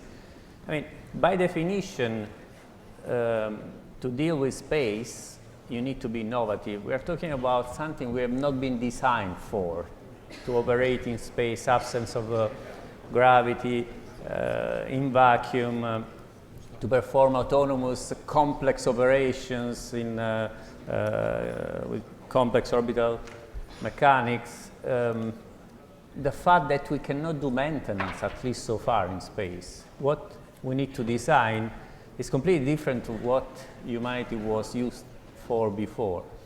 So innovation has allowed space activities to be initiated. The interesting thing is that we got also an interesting reverse effect, because then innovation which was introduced for space activities eventually has generated innovation on Earth, on what we can do on Earth. As a matter of fact, it's interesting, the first two panels of today deal with activities that for space are, in a way, commonly involved. Nowadays, with space activities, we produce a large amount of big data that are used in everyday applications. We experiment for space activities, advanced manufacturing.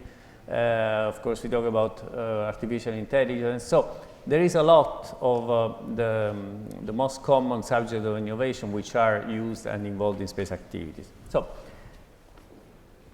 I think we have today a very interesting and perfect panel to talk about those two aspects, innovation for space and then space for innovation. And this is the way I would like my panelists today to address their interventions. The nice composition of the panel is that we have here today people mainly dealing with access to space or space operations, so we don't have that much about what space does on ground, but the composition is interesting because we have a university represented, we have well-established large system integrators, we have companies that deal with access to space in a certain innovative way. And we have also someone who looks at the future in terms of bringing in a different way people into space, making experiences of space tourism, and possibly utilize this experience to future Earth point-to-point transportation. So, perfect combination to talk about the future and innovation. So I propose to start first with who prepares the future, which is university. And of course, we have a representative from our host today from Stanford. We have Simone D'Amico, who is professor of aeronautics and astronautics here at Stanford. Simone. Thank you very much, Mr. President. As you mentioned, I'm a professor in the Department of Aeronautics and Astronautics, and 6 years ago, I founded the Space Rendezvous Laboratory with a long-term objective in mind: enable future miniature distributed space systems. So these are systems made of 2 or more spacecraft that work together, small spacecraft, to accomplish objectives otherwise impossible, very difficult to achieve by a large, monolithic, expensive platform. We are speaking about Earth and planetary science, astronomy and astrophysics, on orbit servicing and space infrastructure. So with my students, we conceive new mission concepts employing multiple spacecraft. We develop new techniques for spacecraft navigation and control, multiple agents. We test them with high fidelity using the advances in augmented reality and robotics. And right now, we are deploying these technologies on swarms of small satellites that are being developed by NASA, Ames Research Center, sponsored by NSF, National Science Foundation, and being deployed by small space startup companies. So this leads me to the first contribution to this panel I have in mind in terms of what is making possible today what was impossible just a few years ago for a research and development laboratory in a university. And this is because we are living today in a new era of space. So this is the era of small sats. For some, the era of CubeSats. CubeSats are a miniaturized spacecraft made of 10 by 10 by 10 centimeters cubic units that have been specified for the first time by Cal Poly and Stanford University, in particular in the Department of Aeronautics and Astronautics, in 1999. So they started as an educational device to become today a standard platform for scientific discovery, for space exploration. So I can count today more than 20 space startup companies which are tightly linked to Stanford and the department I'm part of, that are in Palo Alto, in San Francisco, and in Northern California at large, that are deploying constellation of small satellites to improve the life on Earth, provide internet, high bandwidth to half of the world population that doesn't have it, provide robust, accurate space weather and Earth weather monitoring and prediction, providing unprecedented accuracy in Earth remote sensing and observation. This is what we call democratization of space, or space 2.0, new space. So I don't want to take too much time from the panel, because this is coming with a new wave of development that is in the field of small satellite launchers. There are 120 companies around the world, across US, China, one in Italy, building small satellite launchers to feed in a self-sustained manner the new space economy. Okay, thank you, Simone. Certainly the revolution of microsatellites is one of the major contributors to innovation for space. We move to space transportation, innovative space transportation, access to space.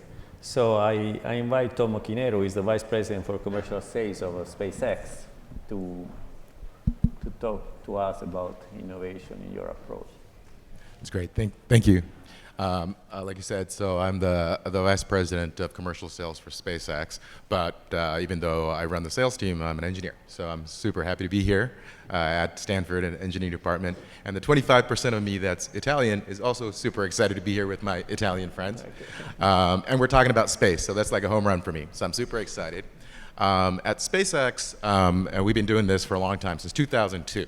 When we were started. So 17 years, we've been marching towards our goal to make humanity a multi-planetary species. And what that means is basically enabling the technologies that's going to get us to the moon, get us to Mars, and sustain a civilization there that's self-sustaining. We're not trying to get there, take a selfie, and come home. We're trying to develop hardcore, difficult technologies that's going to allow us to be multi-planetary. And people, when I say that, misunderstand that to say, hey, we're leaving Earth behind. No, it's really not that at all. It's, I think it's a really important goal to be able to dramatically increase the chances of humanity to survive bad events that could happen in the future. But it's really kind of a doom and gloom reason for what we do.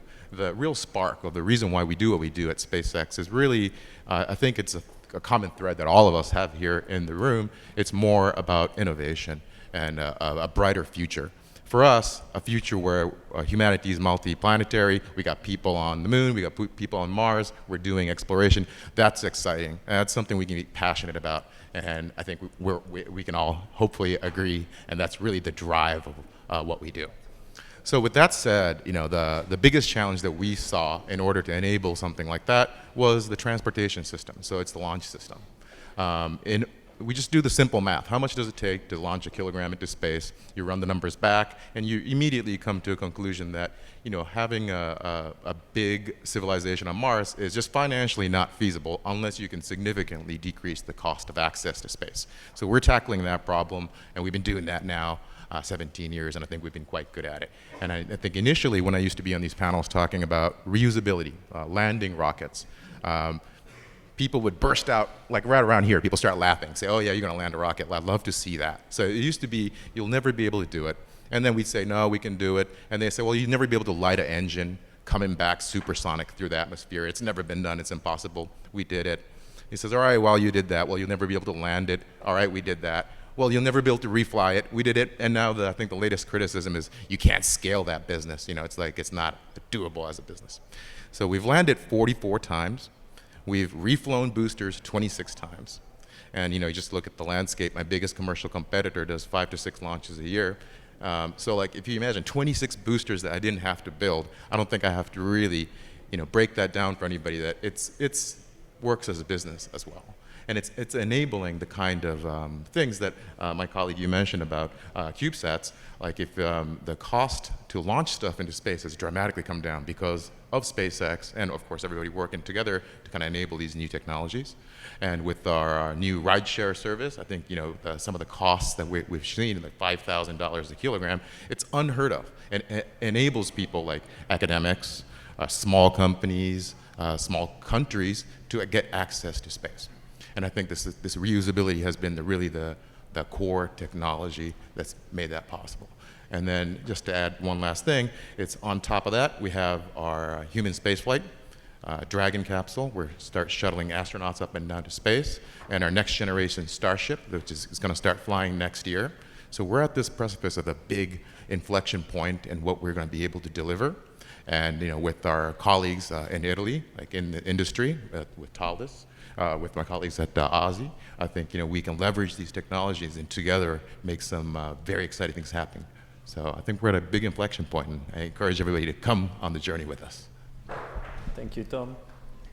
And now let's see how a big company, the largest Italian company dealing with space, and has been there since the beginning, in a way, of space activities, is adapting to challenges of new innovation, and how you have used innovation in the past to engage in this business. So I ask Donato Amoroso, who is the Chief Executive Officer of Thales Alenia Space Italy, to take the floor. Thank you, Giorgio.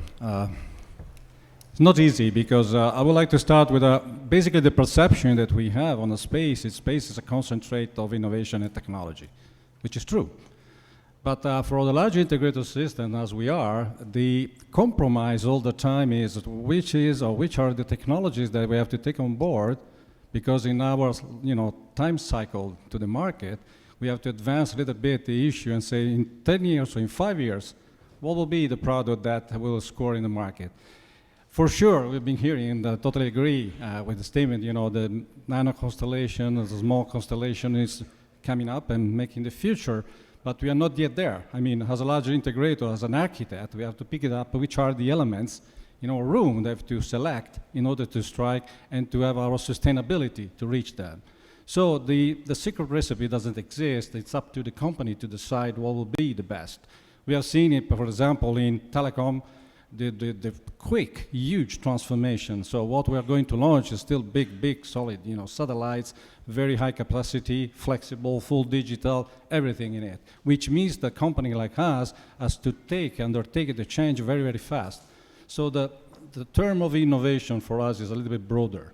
It's not only technological. It's product, process, and business as well. So how to take those three together is make the differences. And for us, the method, or the model, is rapidly changing, and we need to adapt.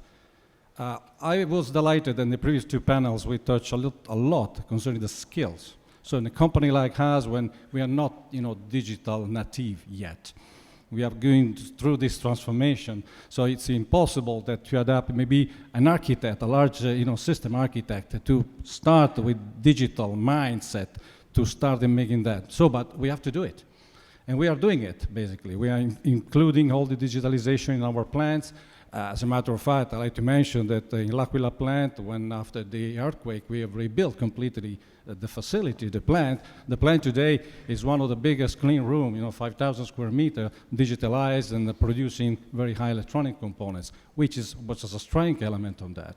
So we are doing it. This transformation is not very quick. It's going to take some time, but the speed of the market is getting very faster, and we are now at least just lagging behind.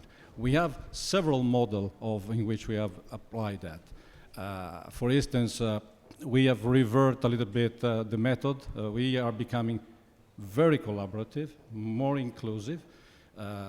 Since 10 years, I would say we were very exclusive, but now recently, even with the push of the space economy in Italy, which is a brand new model, an innovative model of business, we were capable to bring on board a small enterprise, a PMI, research, a university, and so with a wider model, with a big contamination, just riding the transformation for the innovation on the product and on the service, because the demand is increasing quite rapidly.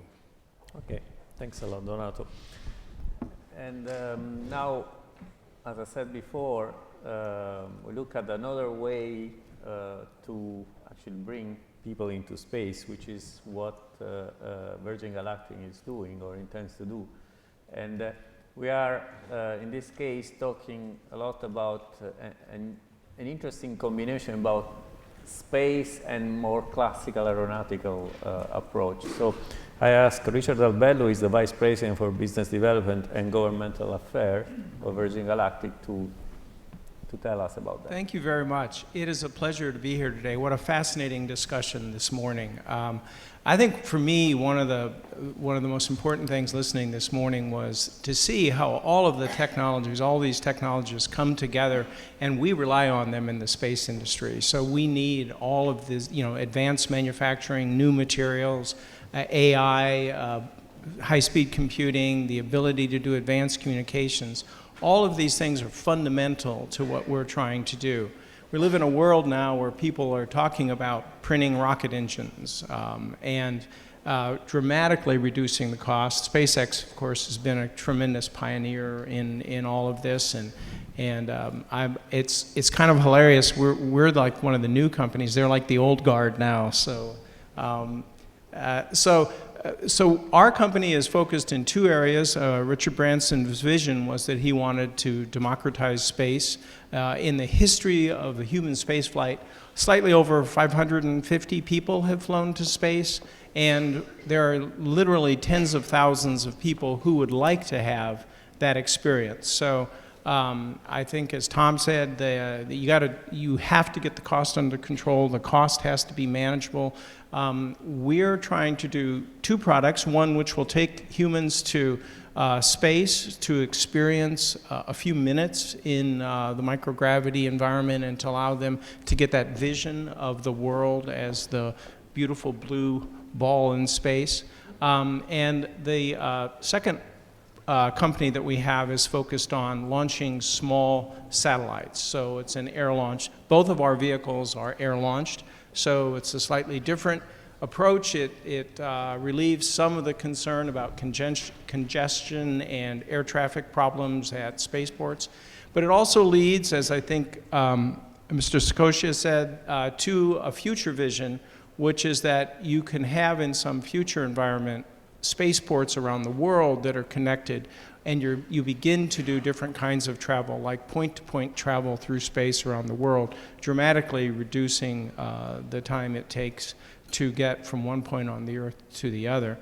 But on all of those things, it comes back to my first point. It's fundamental for all of our vision for the future that the other technologies advanced with us, so that advanced materials will, of course, be essential to new, very high-speed transportation technologies. Technologies that are, systems that are flying at very high Mach numbers, 3, 4, 5. That's simply a region that's beyond us right now. But all those technologies are being examined. And I think that what we're trying to do is also focus on this issue of cost, and there has been this wonderful growth, this dramatic growth in new satellite technologies and smaller form satellites, and we want to bring a launch vehicle to market that can provide flexibility. Of course, all of these are opportunities. There are also, of course, as always in the world, there are also challenges. We live in an environment where once you put something into space, it stays there for a very long time. Quite frankly, we're all, as a global people, we're not very good at managing all the debris that we've put in space, and we're not very good yet at even knowing where everything is. And of course, this creates a great future problem for exploiting, for continued exploration of space. So that's a challenge we have to come to grips with. And also, as we move more aggressively into space, the national security implications of space activities are becoming more obvious, and the potential for a conflict in space is something that's very real. So we need to have better rules of the road, better international practice, so that we are working on those problems well before they become problems. Thank you. Thanks a lot, Richard. Okay, we have 10 minutes. I would like to maybe to look at innovation for space from other two point of view. One is the requirements, the specification. I mean, I'm an aerospace engineer. One of the first things 30 years ago that I was taught was how an engineer has to follow requirements. He needs to know in advance what you want to obtain with your product, etc. Nowadays, we see something different. For microsatellites, etc., sometimes when you develop first a machine, and then you realize exactly what you can do with that. And so I would be curious to see what is your point of view. I mean, SpaceX is doing fantastic innovation. It's extremely successful commercially, but the ultimate goal is to go to Mars. So it's not actually to become the world leader on commercial space transportation. So it's interesting. The paradigm has changed. So I'd like to hear from you on that. And also, talking is somehow linked, what is your view on the evolution for space activities of the procurement of resources? Because also here we see private-public partnership working in almost all of your areas. This has worked. We have a huge investment of fully private entrepreneur. So also the role of institution for that. So please, you have the floor. Whoever wants to contribute will be welcome.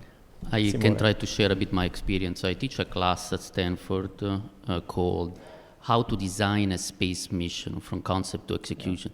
And this is for freshman students. So it means first year, first quarter students. And I try to expose them to the mentality of space system engineering. In this class, we go and tour not only NASA, but also startup companies, and we try to understand how the processes are changing and how space system engineering and satellite design is approached differently at these entities. What we realize is, nobody's giving up the so-called V approach. A V approach, we start from objectives. It goes to a basically divide and conquer approach, divide the system in its components, address them individually, put them together, and then go after the design throughout the production and then verification and validation. So these elements are part of any space companies. It is just how they are streamlined and how iterative the process is throughout. So it's not that people is giving up the classical space system engineering approach and requirements based. There is a key difference in terms of the risk acceptance of a startup company. Since most satellites are being designed and produced, there is the possibility to give up. There is the possibility to fail.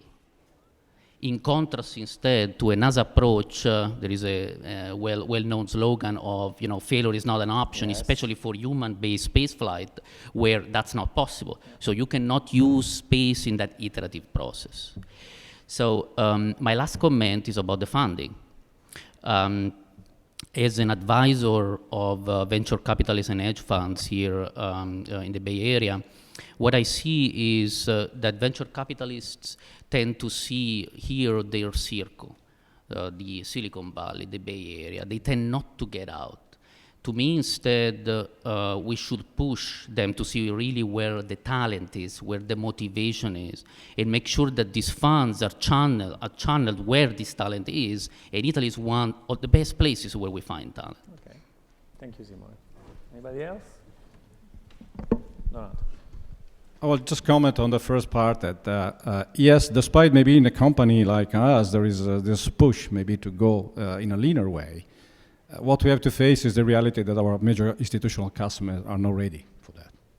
So whenever you propose some new model, it's not because we shortcuts maybe the way that we like to ride, but it's because we propose something. But we see that there is quite a strong reluctancy in accepting, in principle. Space is innovative, but conservative. But conservative in this sense, no. Because failure is not an option. Is not an option, of course. But the compromise is changing. We see that, as said, in a very wide market, as in telecommunication, we have accepted some compromise. I mean, the use of COTS is already part of it. We are getting there. Maybe in the other not yet, but we prove that maybe there are components that are much more reliable than the others that we have proven through our long scale of proof about that. But this is, to me, is still a long way to go. Okay. Funding, interesting question. As a company for funding, we're struggling all the time.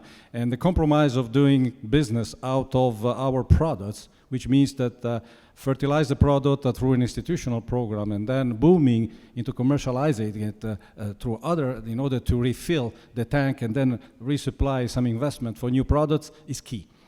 We see that recently we are, trying to get more people getting on board because we have new idea. We just mentioned this in-orbit servicing. We are convinced at Alenia Space that we'll be booming in 2030. Because of the exploitation of the nanosatellites, because there will be 3 times satellites that are flying today in 5 years' time, and there will be traffic over there. And so sending something else without cleaning a little bit is becoming impossible. So that's probably is booming a little bit other business, how to go there and cleaning, as is booming also a little bit our social responsibility as a space manufacturer, what to do in order to maintain clean the space, because in a while it will be extremely of a, print of pieces. But thank you, Donato. Just your initial question about requirements. Being an engineer, I can relate to that as well. I think, and if I were to tie it to innovation, I think it's a challenge, especially at our company size. We're approaching 7,000 people. We're growing into not so small company anymore. How do you grow without killing innovation? And part of it comes down to requirements. I think there's a quick way to kill innovation by over-subscribing your requirements or kind of micromanaging the process. At SpaceX, we go the other way. We set very tough requirements and goals, and then just kind of minimum required to do the work, and empower the person to do whatever needs to be done. You invent something that's never been done before, kind of break out of the box, and that kind of creates the freedom to flourish this innovation. And at the end of the day, you start getting cross-pollination across stuff. Like, by the time we were realizing we're doing Dragon, the spacecraft to take people to ISS, basically the components that go into that are spacecraft components. So those things have migrated, and now we figured out we can build spacecraft, so now we have spacecraft division, right? So it's the little things up front, the requirements, make a big difference in the innovation and the products that come downstream, and we're very kind of careful as we grow into a big company to not smother that. By the way, Tom, we have said failure is not an option. For SpaceX, has been an option. I mean, is that because you were handling fully private decision, or there was something different in the approach you have used to develop your? Well, I think we believe you never know where the limits are unless you go over it, right? So we like to test everything, and we design everything so it is testable. I mean, it's one of the fundamental goals. Like, try not to design anything that you can't test on the ground. So yeah, we like to push it, and we like to keep pushing it, and we learn from those mistakes, or if there are any mistakes, and innovate and iterate and keep getting better. And we're just not embarrassed about it. And because it's our leader is a certain way, and then we are privately funded. It's not necessarily we don't have to worry about shareholders' perceptions. We're just going to be bold and strong, and keep testing. We'll break it to the point that we make YouTube blooper reels that we publicly share, and I think it makes it exciting for everybody. And at some level, I think everybody can learn from it, and everybody kind of gets better together as a civilization. Thank you. You said. I think Simone, you want to add something? I saw you. A clarification on the thought about failure is not an option. Mm-hmm. So what I try to convey is that when you deal with very high costs and human lives, then yes, I mean, that's a slogan that makes sense, to apply. Failure is not an option.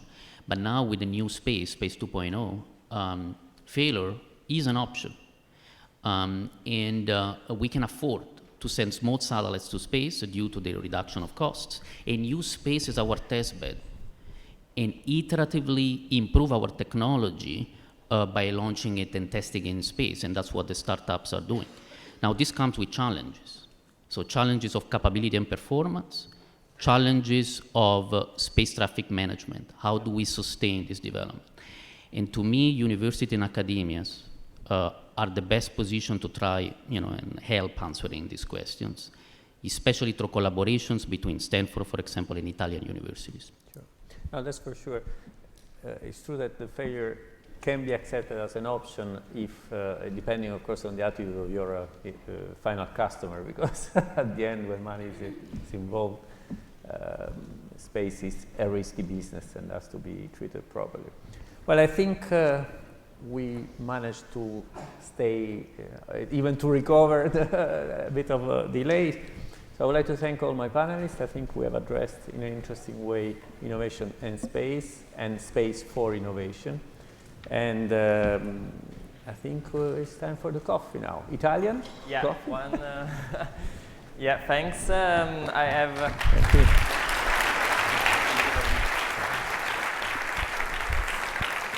Thanks the President Giorgio Saccoccia, moderator of today's sessions, with Simone D'Amico, Tom Ochinero, Donato Amoroso, and Richard DeBello. So I ask you only 1 minute, only a little bit some logistic information, because now there is the coffee break for 25 minutes. It's over here. When we come back, there will be the entrance of the President of the Republic of Italy and the President of Stanford. And so there are, for security reasons, some stuff in which I ask you for, in any case, to arrive here at 11:40. It's very important that we are all seated at 11:40 because there is many security issue to respect. So I ask you to come here at that time in the room, and all the coffee break is just around the corner. Thanks a lot.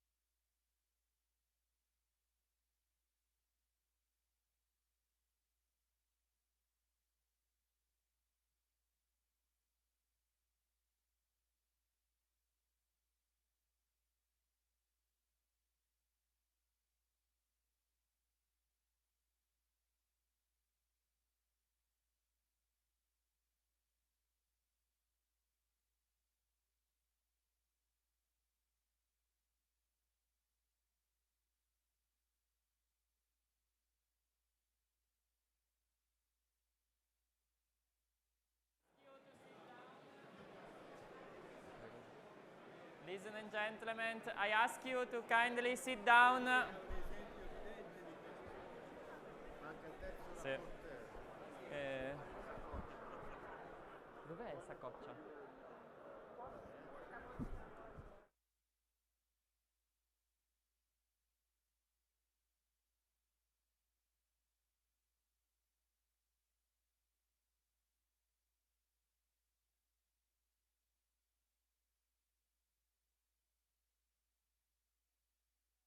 Kindly ask you to sit down. Sì.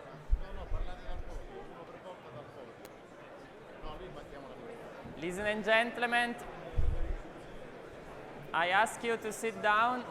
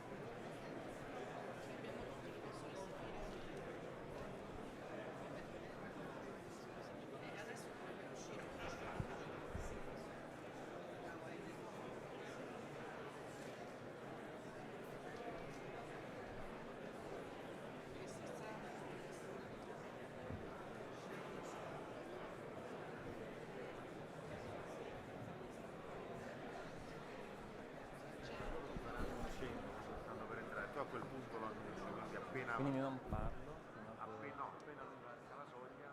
No, dico adesso non parlo fino a che...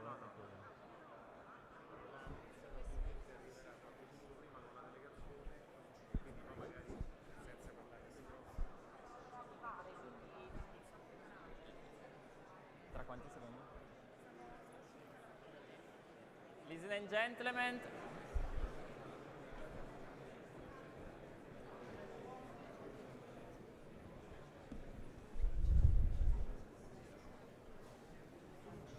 ask you to, all of you, to sit down. There are last few seconds.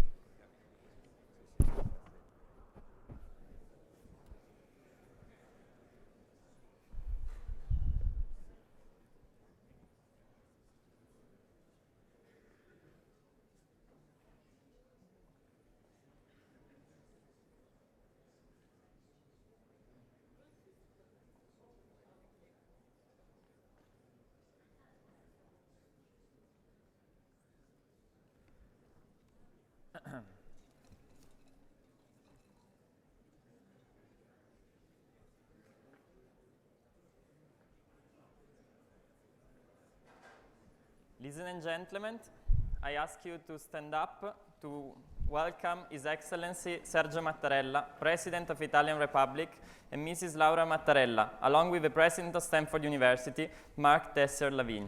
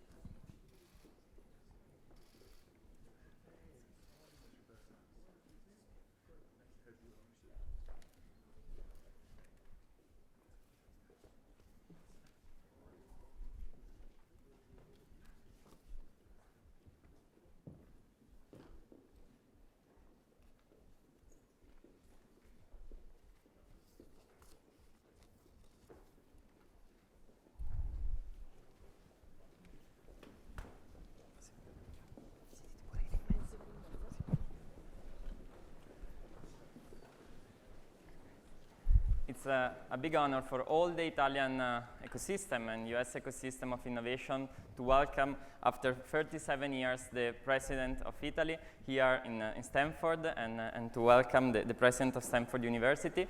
We are here since this morning to discuss about how to increase the collaboration between Italy and US about the topic of innovation. And to wrap up a little bit the session, I ask to the Minister of Innovation and Digital and Technology, Paola Pisano, to start with the first introduction.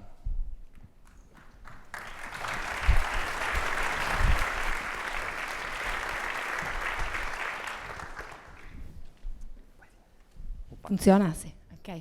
Distinguished guests, first of all, I would like to say thank you to the Presidente della Repubblica Italiana, Sergio Mattarella, and to the President of Stanford University, Mark Tessier-Lavigne, to being here, because this is an important event, and your presence here is important for our countries. I would like also to say thank you to the panelists for the important contribution to this event, to the Ministry of Foreign Affairs, to the Italian Trade Agency.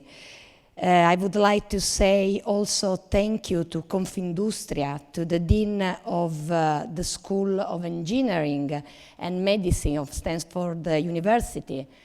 I would like to say thank you to Lorenzo Ortona, the Consul General, for having organized all these important events, and to the Embassy of Italy in Washington. And finally, let me say another thank you to an important person for what he did in the Italian government, and the name is Diego Piacentini, and he works for 2 years in our government. So thank you, Diego. Rapporteur have an opportunity today to speak in front of the President of Italian Republic, and this is a unique opportunity to underline the priorities and the positive and concrete suggestion for the future of our countries and the cooperation between US and Italy. The forum was really interesting, and we spent 2 hours talking about important issue. We talk about medicine, definitive and cure medicine, and also personalized medicine. We talk about energy, automotive industry, manufacturing, robotic, and the interaction between human and robotic. We talk about how is important the resource management and the sustainability to minimize waste and to support the circular economy. We also talk about aerospace and technology. This is really interesting for our president, I know. And finally, we talk about how to collaborate and how it's important, the collaboration between Italy and US, because we have complementary skill, so it's also easy to collaborate for us. I'm very happy to see and to understand that even if we don't invest a lot in research and development, we have a really great researchers in our country that are here to develop innovation close to Stanford University. We are really good in scientific research, and we still have a high quality of education.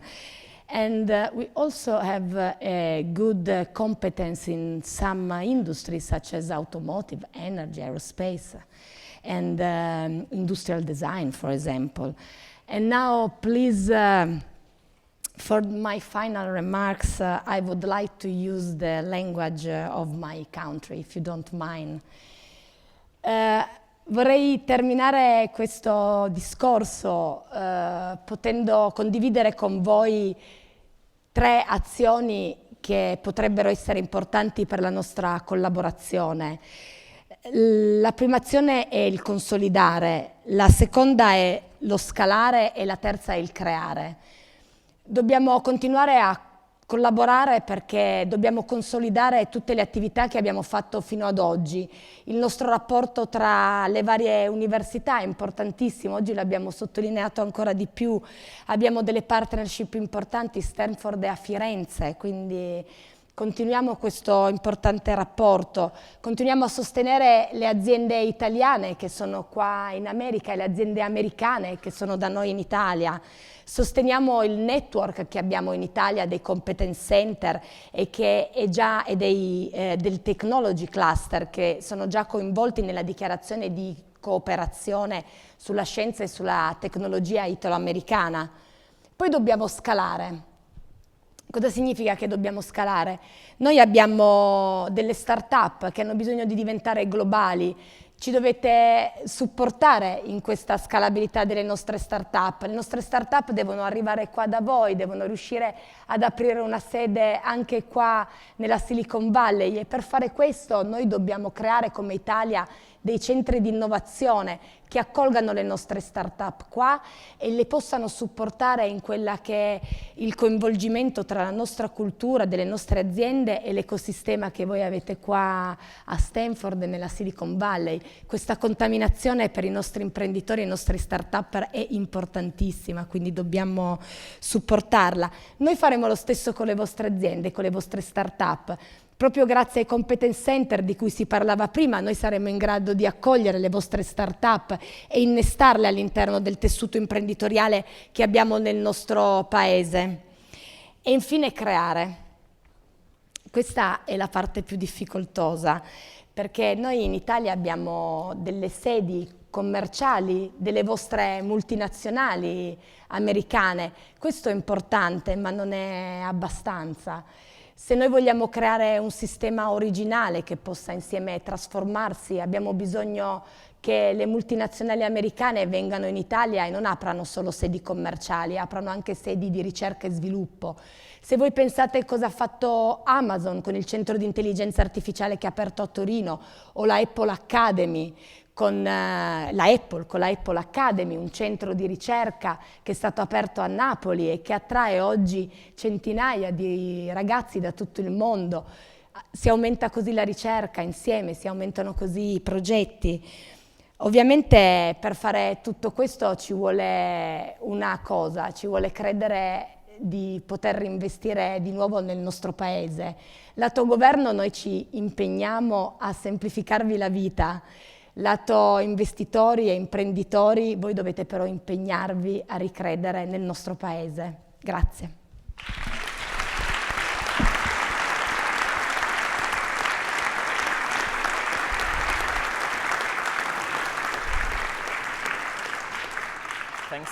Thanks to the Minister for Technological Innovation and Digitalization of Italy. I invite Giorgio Metto, the Scientific Director of Italian Institute of Technology, for the second report.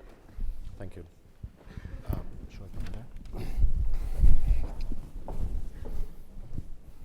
Thank you very much for the opportunity, and I'd like to say that I had the pleasure to moderate a very beautiful panel on big data, artificial intelligence, and machine learning with variety of applications. We had the chance to listen to work being done in human-robot interaction, robots that are interacting with us, possibly one day in daily life. We heard about research where we're trying to develop cures where you, with a single shot, get cured once and forever. And this is also quite amazing.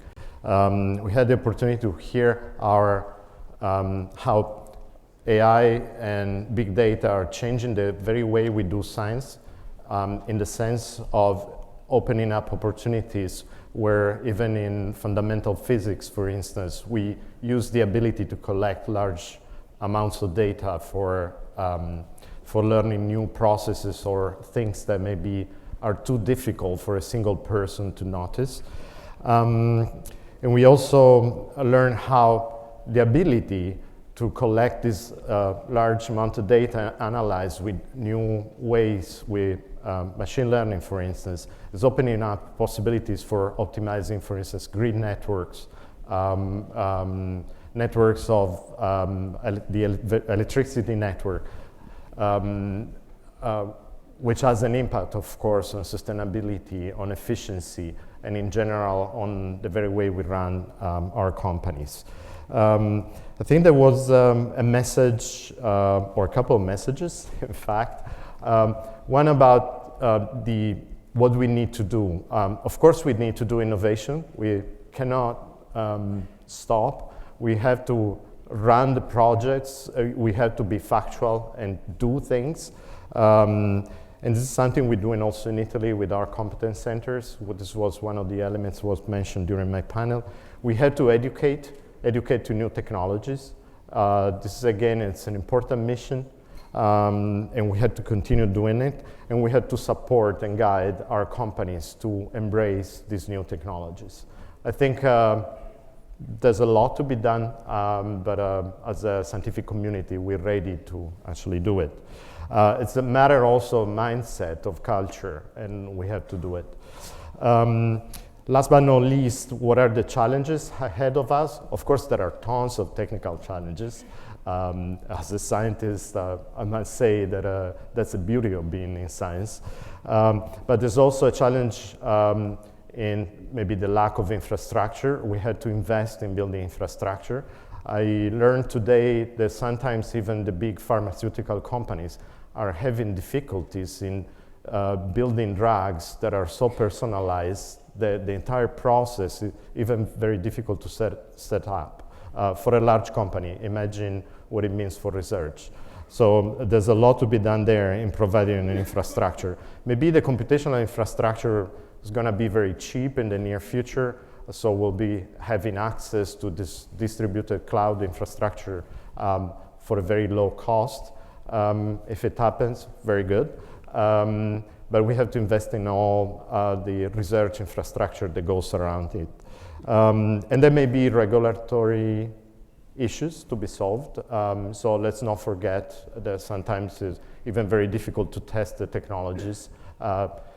We need to invent something, I don't know, sandboxes where we can test the technology, make sure it works, and then eventually be able to deploy to everyone.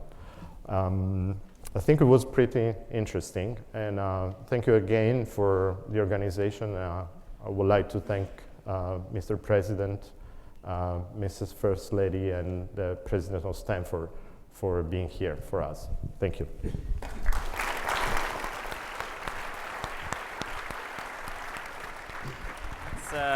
Thanks to the Scientific Director of Italian Institute for Technology, and as the next rapporteur, Marco Pavone, the Director of Autonomous System Laboratory at Stanford University. Thank you very much for the opportunity. Signor Presidente, è un piacere presentarle un resoconto del panel su Advanced Manufacturing, Industry 4.0, Mobility and Smart Cities. My name is Marco Pavone, and I'm a professor at Stanford in the field of robotics and artificial intelligence. I received a laurea in Sicily from the University of Catania and the Scuola Superiore di Catania. Our panel covered a wide range of technological domains, ranging from energy systems to additive manufacturing to future mobility systems. They all have in common the fact they're currently being revolutionized by digital transformation process, characterized by real-time availability to a huge amount of data, access to unprecedented computational capabilities, and use of new computational techniques from the field of artificial intelligence. With our discussion, we sought to address the three main points: positive impacts and main opportunities for research and investment. Second, on the other hand, anticipating negative externalities for society. And third, how to best structure university and industry partnerships to make progress and ensure that this technological transformation will generate shared prosperity as opposed to exacerbate economic inequality.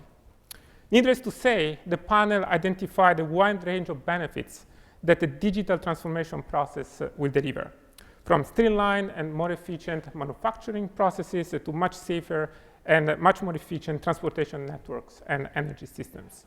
Most importantly, the consensus is that all these fields are still ripe for innovation and new entrepreneurial activities. What this means in practice is that rather than having a mindset where the objective is to catch up with the Silicon Valley, as I often hear from Italian visitors visiting the Silicon Valley, the mindset should instead be how we can seize the opportunities that are still up for grabs. For example, in the transportation domain, there are a number of new technologies that are accelerating through late-stage development: self-driving cars, electrification of vehicles, connected vehicles.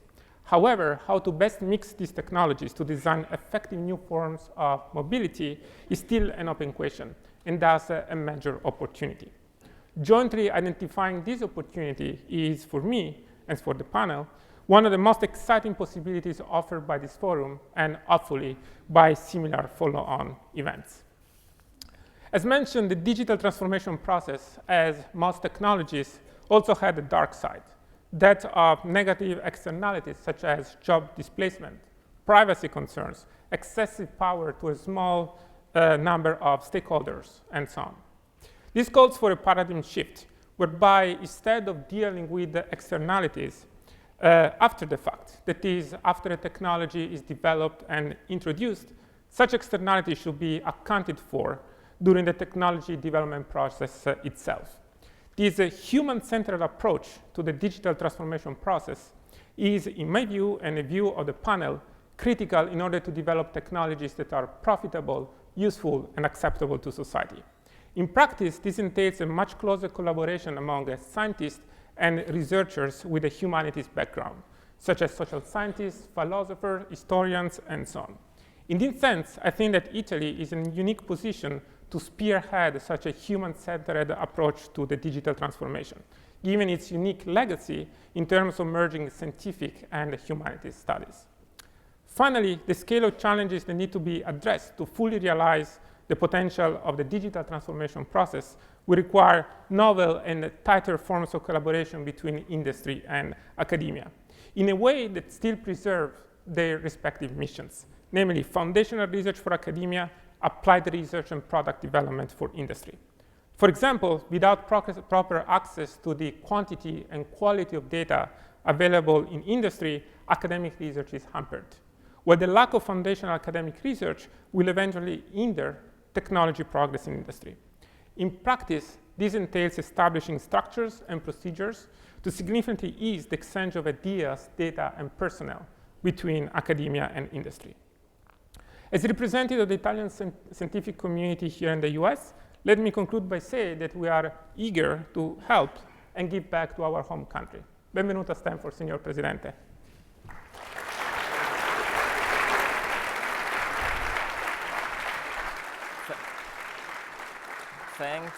Thanks to Marco Pavone, and the last rapporteur is Giorgio Saccoccia, the President of Italian Space Agency. Carissimo Presidente, working in space field means looking up and looking to the future. Space activities were born from an innovative challenge and in turn generate streams of innovation for everyday life on our planet.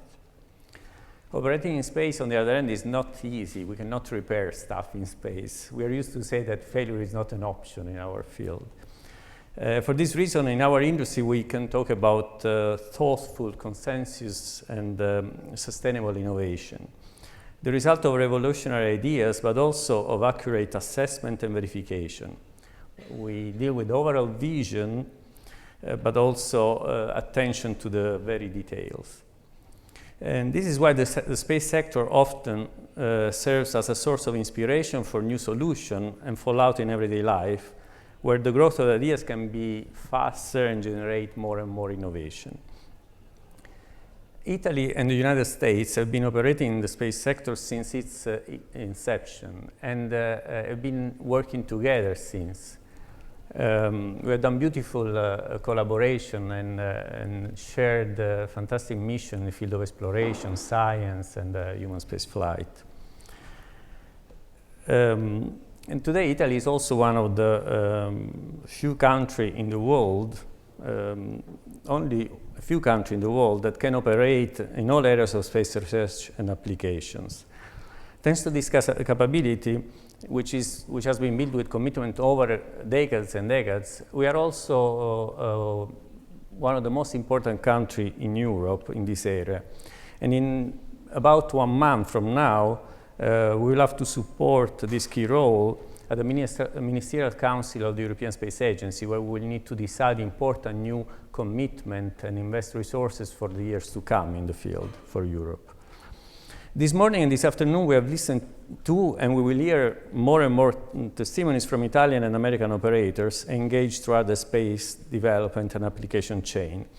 Very important examples of industry, large and small, of research institutions and universities working in the sector, providing innovative solutions, competitive products, and efficient services in response to the ever-new needs of the space market and research.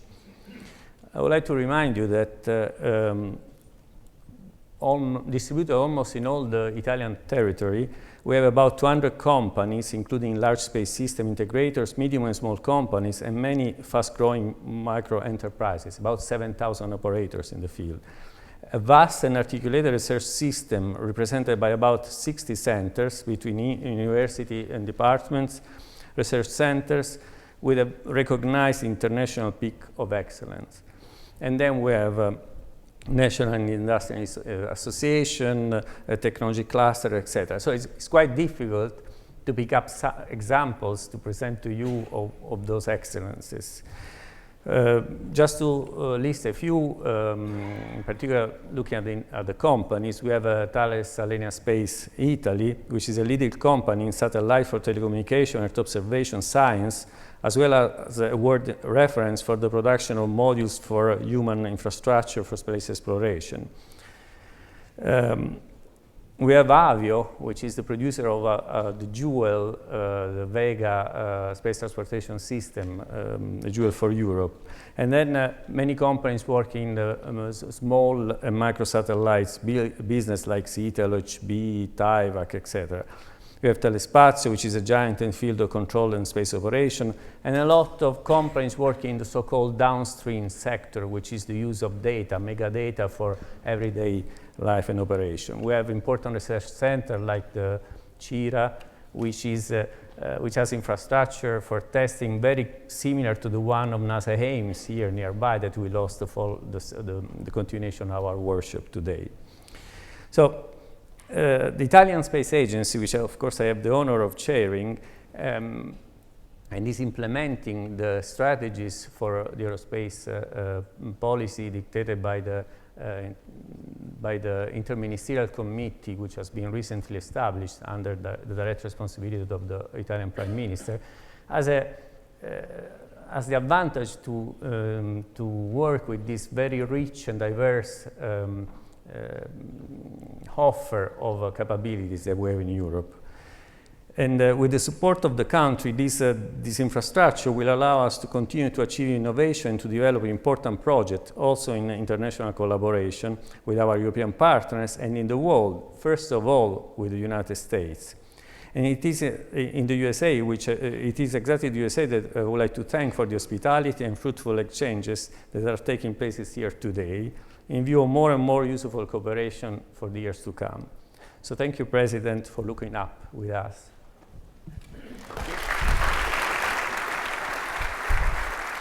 Thank you to Giorgio Metta, thank you to Marco Pavone and Giorgio Saccoccia.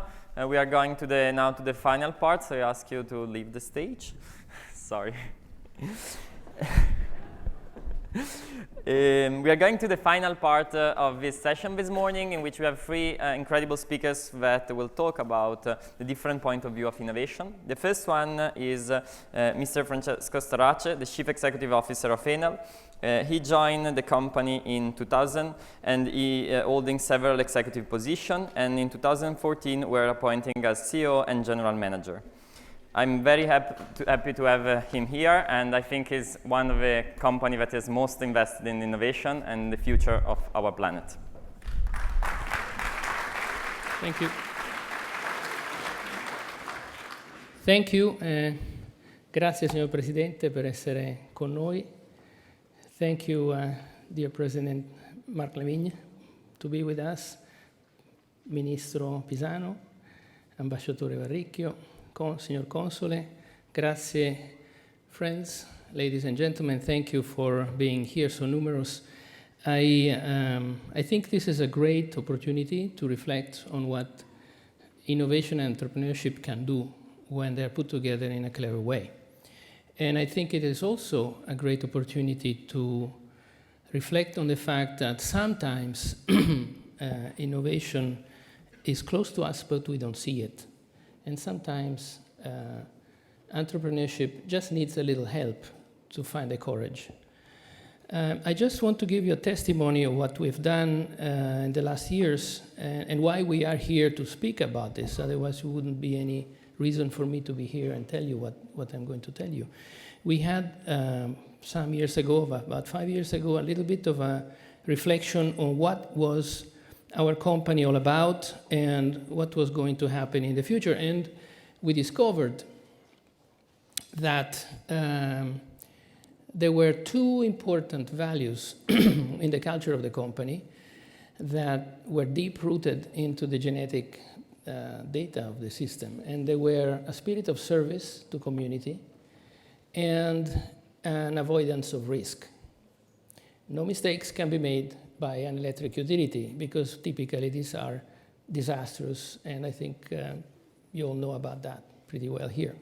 So these two things together had a positive view of what we could do. We had a strong dedication to people and the community, but also a negative connotation when it comes to innovation, because it is difficult to innovate when you try to avoid mistakes. There must be some kind of acceptance of potential mistakes if you want to really innovate. That was one observation. The other one is that technology was evolving quickly, and there was a lot of turbulence in what was going to be our future in the energy field. And 5 years down the road, we can say that that observation was absolutely correct. We are today in the midst of an incredible acceleration in what is called the energy transformation. And that is affecting the industry and, as a consequence, many other industries too. So in the light of this, we said, how can we cope with all this technology and all this big business model transitory phase while unable to innovate in an accelerated way? So we said, let's try to find help outside. So this was a little bit of a courageous step. Most companies think they can innovate on their own. And we said, this is not going to be enough. So let's go out and ask for help. And we started opening innovation hubs around the world. The first one was in Tel Aviv. The second one was here in the Bay Area. And when we are today at 10 innovation hubs in different locations in the world. One in Catania, by the way, because of the presence of a very vibrant and able community of academia and entrepreneurship stemming from the ST Microelectronics presence in the region. But apart from that, what we finally decided is to go into these places and ask for help presenting problems to solve. So we asked our people, don't be afraid to come with problems if you don't have a solution. No one is going to blame you. Just give us the problems you cannot solve. And with those problems, we went out trying to find people that would help us. Startups, clever entrepreneurs, academia. And the result was surprisingly encouraging. Out of 5 ideas, 4 were not, that's the average, 4 are not useful, but 1 is.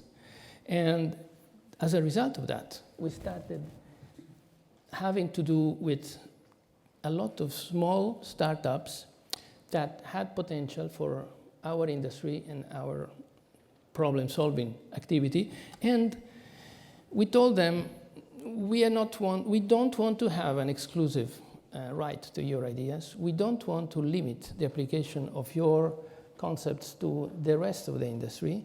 We want you to scale up quickly, and we will provide this environment in which your ideas will be tested and launched in our large organization, and then we will also not put money in your companies. Because as we cannot make mistakes in our operations, we can also not make mistakes financially.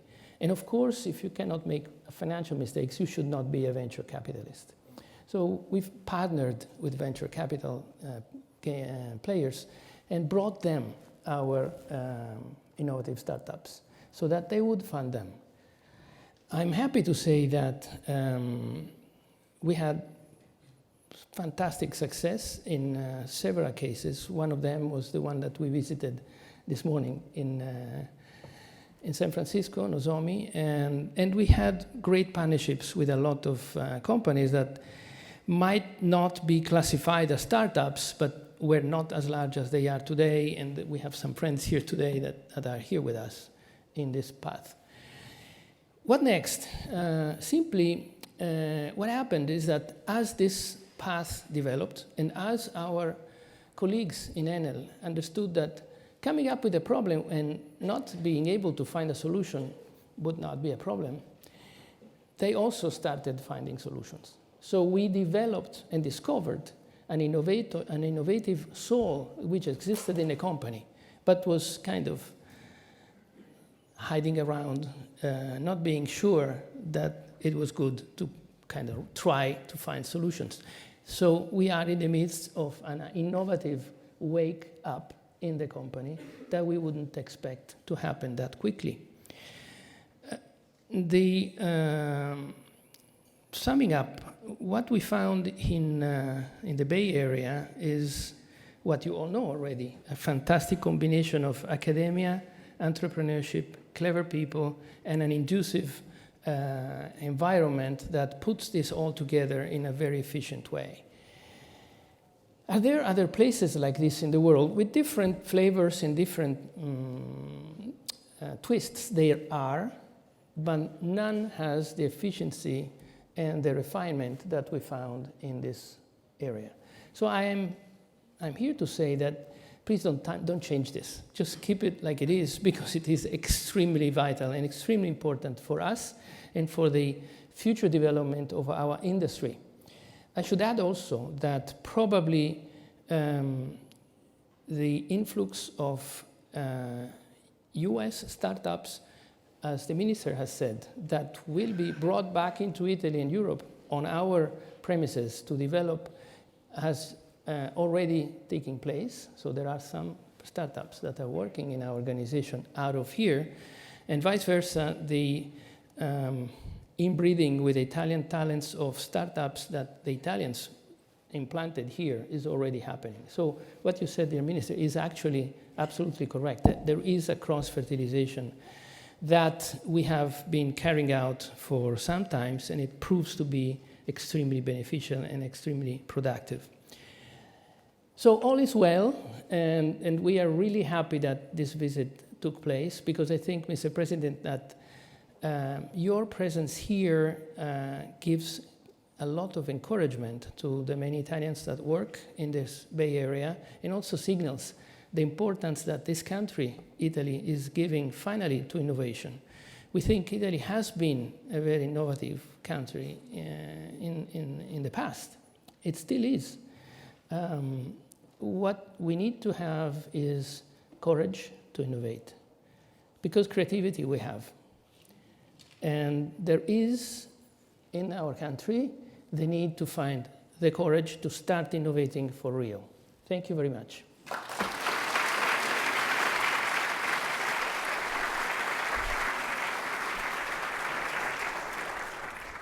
Thanks to Mr. Starace. And I want to introduce you the next speaker of today is Nirav Tolia.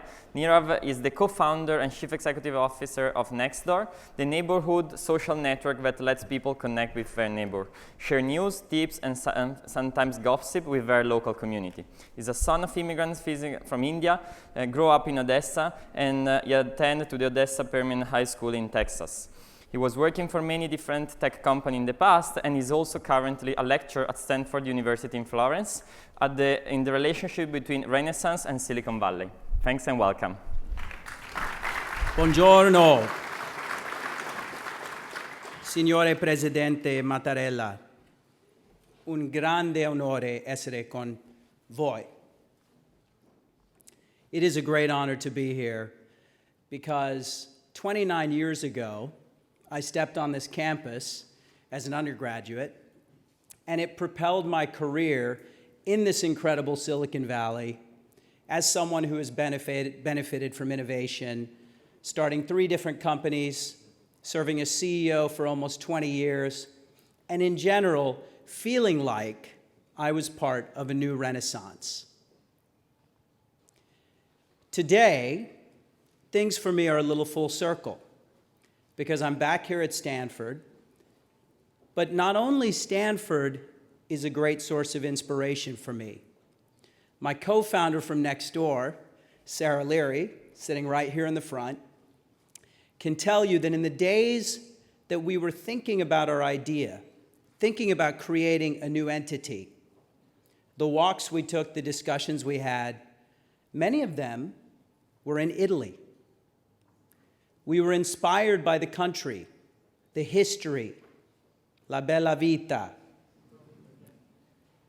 We knew that the sense of community and entrepreneurship and creation that in many ways was pioneered during the Renaissance in your country, we knew that that was something that could also inspire us.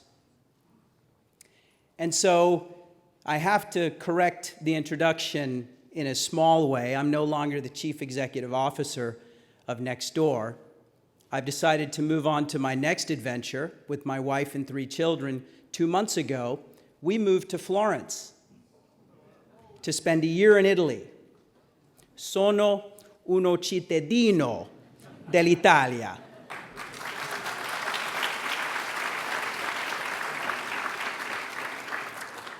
Why am I in Florence, though, with this incredible privilege of not only living in your country, but of serving as a visiting lecturer at Stanford in Florence for a class that we call Silicon Valley, the modern-day rebirth of Renaissance Florence? I'm there because I've always felt a closeness between where I went to college, where I've spent my professional career, and your country. I'm not the only one who feels this closeness. Many people describe living in Silicon Valley today to living in the Renaissance.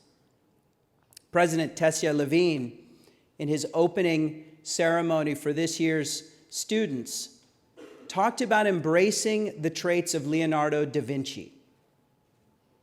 So while we look forward, it's also important to look to the past.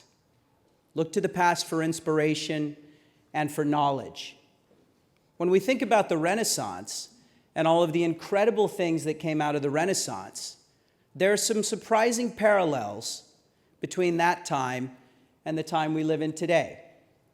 The artists, the scientists, those are the entrepreneurs and founders of today. The inventions, Michelangelo's David, Steve Jobs' iPhone, the florin as a unit of currency. We talked today about Bitcoin. Most importantly, there was a feeling during the Renaissance A feeling of innovation, yes, but not just innovation. To me, the greatest invention of the Renaissance was not a painting or a sculpture or a scientific discovery. It was a way of thinking. This way of thinking is called humanism. And I'd like to read to you the definition of humanism.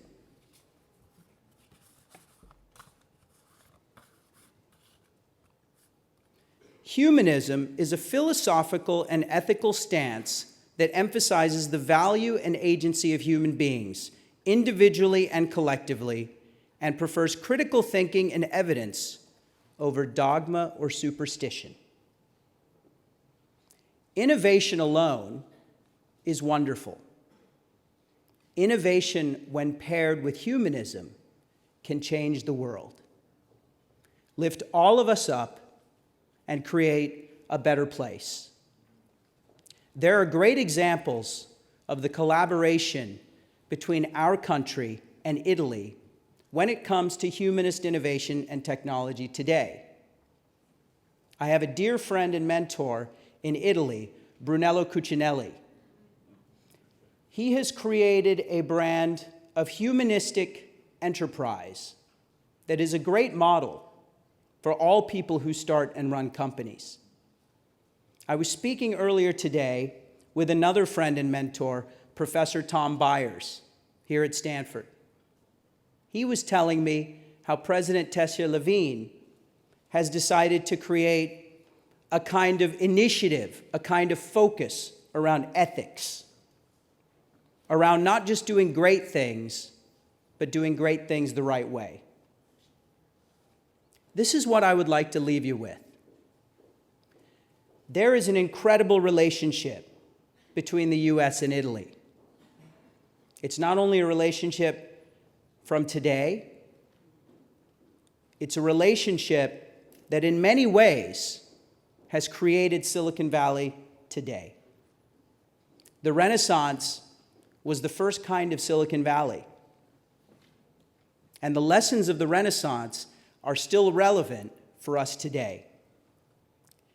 Let's go forward and be innovative, but let's not forget the role of humanism and the importance of humanism in everything we do. I know that as we continue to work together, our countries, we will inspire each other and hopefully in the process lift up not only the US and Italy, but the rest of the world. Grazie mille, viva Italia, and God bless America. Thank you.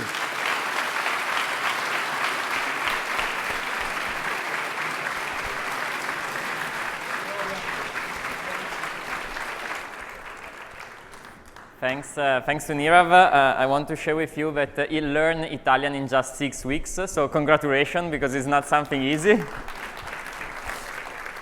And I think you make the perfect connection, because why we are here in Silicon Valley and why Italy, and the connection between these two countries.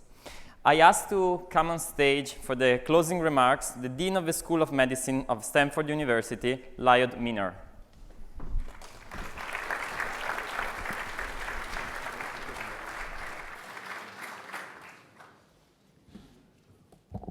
Well, thank you and good afternoon. What a wonderful and informative series of talks and panel discussions we've had this morning. To our speakers and panelists, thank you for sharing your expertise and providing this opportunity to accelerate progress across the physical sciences, life sciences, engineering, and beyond.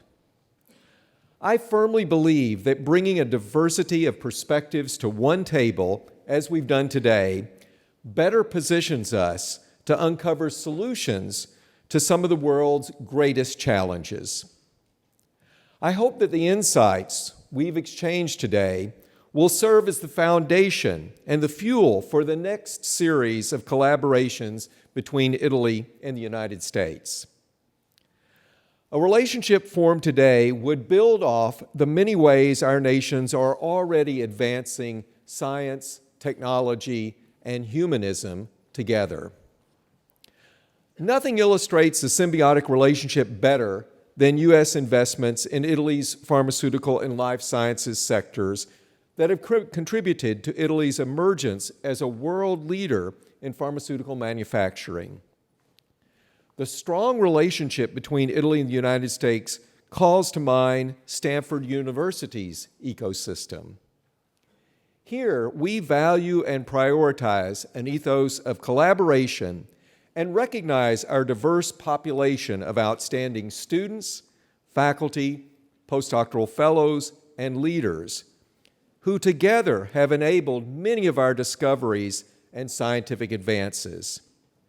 This includes the many Italians who we are honored to have as studying, teaching, and researching across our university.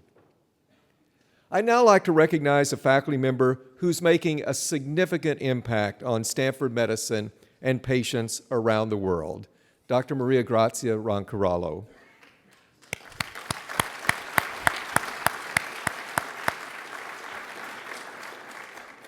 It's hard to know where to begin in describing Dr. Roncarolo's impact.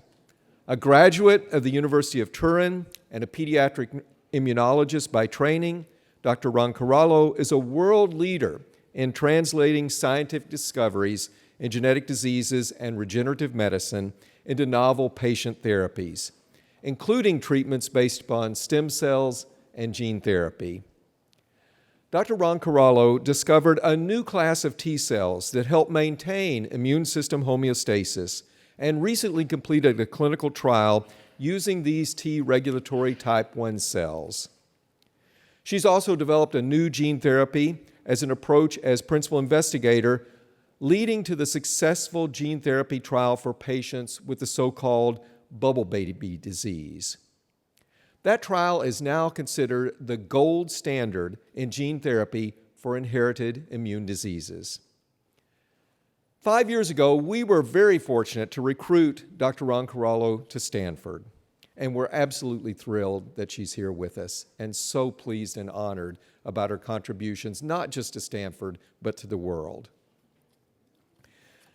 Dr. Roncarolo founded and co-directs the Stanford Center for Definitive and Curative Medicine, where her goal is to build the teams and the infrastructure in order to move stem cell and gene therapy to the clinic quickly and to translate basic science discoveries to patient treatments. In addition, her laboratory continues to work on T-regulatory cell-based treatments. The journal Nature Medicine recently published an article by Dr. Roncarolo describing her discovery of new biomarkers for T-regulatory type 1 cells. All of us at Stanford, Maria Grazia, are honored to have you here and to have you in this unique position to drive advances in cell and gene therapies, beginning here at Stanford, but extending throughout the world. I'd also like to thank you for being such a strong leader, an inspiring mentor, and a caring and supportive colleague. Finally, on behalf of all of us at Stanford University, I'd like to thank President Sergio Mattarella for sparking the many productive and creative discussions that have taken place today. President Mattarella, your vision for greater collaboration between the companies, universities, and investors in our countries will have significant and long-lasting impact on the people of Italy, the United States, and the rest of the world. Thank you.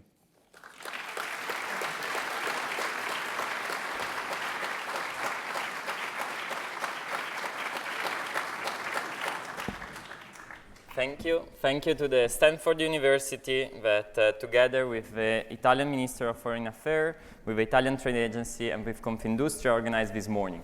It's 37 years that the President of the Republic didn't come to visit the Silicon Valley. That is a key element of connection between Italy and the innovation and the future as we are happening here. I think it was incredible what we did this morning and what we'll also continue this afternoon. There are more than 400 people here today, more than 70 people that comes directly from Italy to follow this delegation and to be present in this idea of connecting Italy with USA. It's not only people from universities, people from research, it's people from the company. And the aggregation of these three elements are the key element for the development. This is not something that has to end here. This is not something that can end today, but the idea is to develop this collaboration and the cooperation for the technology and for the innovation between these two countries. We hope soon to have an Italian Center for Innovation also here in Silicon Valley. That is a project that was announced 2 years ago, and we hope to have soon to have a physical presence here, but I think there is many activities that we can do in order to connect these two countries. It's an incredible honor to have you here and to welcome to the Silicon Valley, and in particular to Stanford. And I ask to all the panelists, the speakers, and the rappeurs to come on stage for a final acknowledgement and a photos.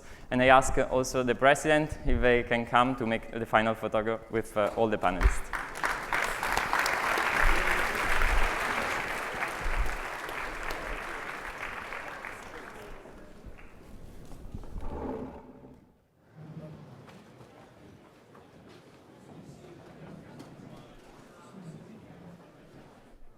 I ask to everyone else to stay seated because for security reason we have to have the president go out before everyone else.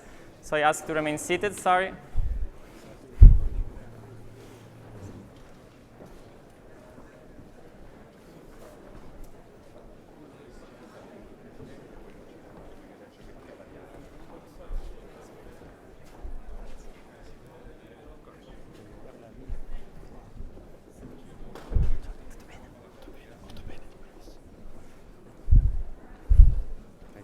Grazie mille.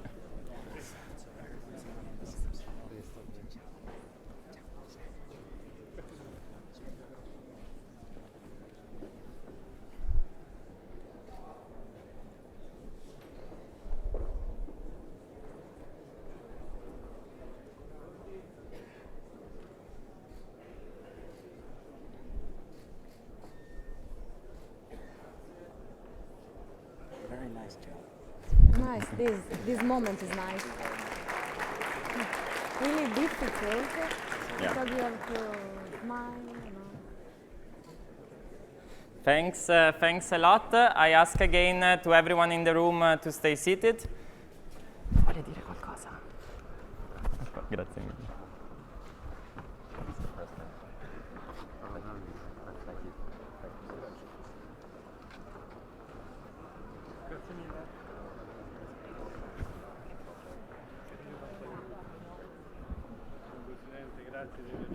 Ciao, dopo.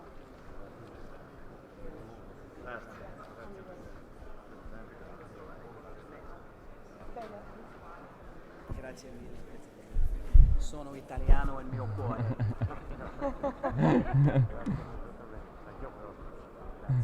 Please come to Florence.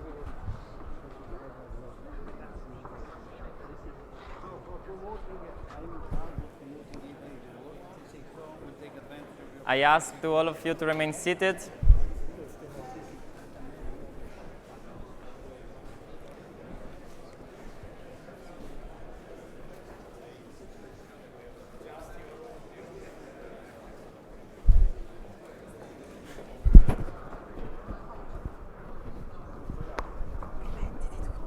Complimenti a te, sei bravissimo. Te lo dovevi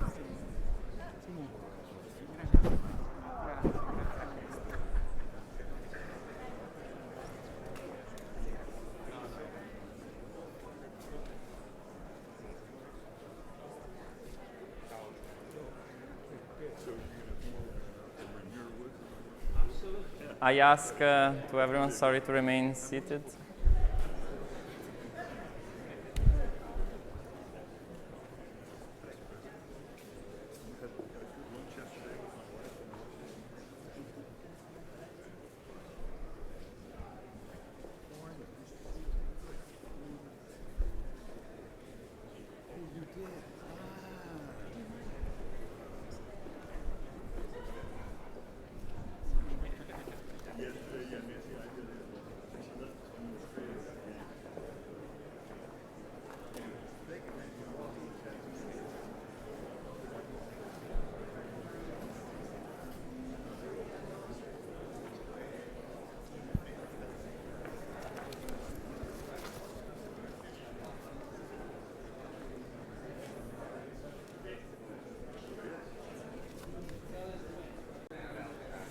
And thanks. And thanks for this morning, for the participation to this event. And I ask you un grande applauso for all the team that works for making this happen. To Lorenzo Ortona, the Consular of Italy in the city, the Italian Trade Agency, Confindustria, the Minister of Foreign Affairs, and Stanford University for hosting this amazing event today. And hope to see you soon next year and in the near future to work about the collaboration between Italy and the United States. Thanks, everyone.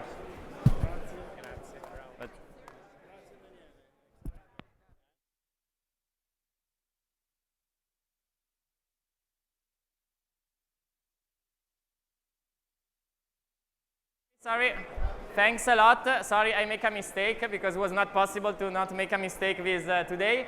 The idea is that, as all you know, there is a lunch now here just in front of us. But at 2, exactly at 2, there is the 3 different panels that will happen this afternoon. So there is the big data and machine learning that will happen in this room, so you can stay here. And for the advanced manufacturing and space industry, there will be a bus with some hostess that will help us to reach it. Just outside that will bring is just 10 minutes from here or 20 minutes for the second one. So there is a bus to transfer us over there.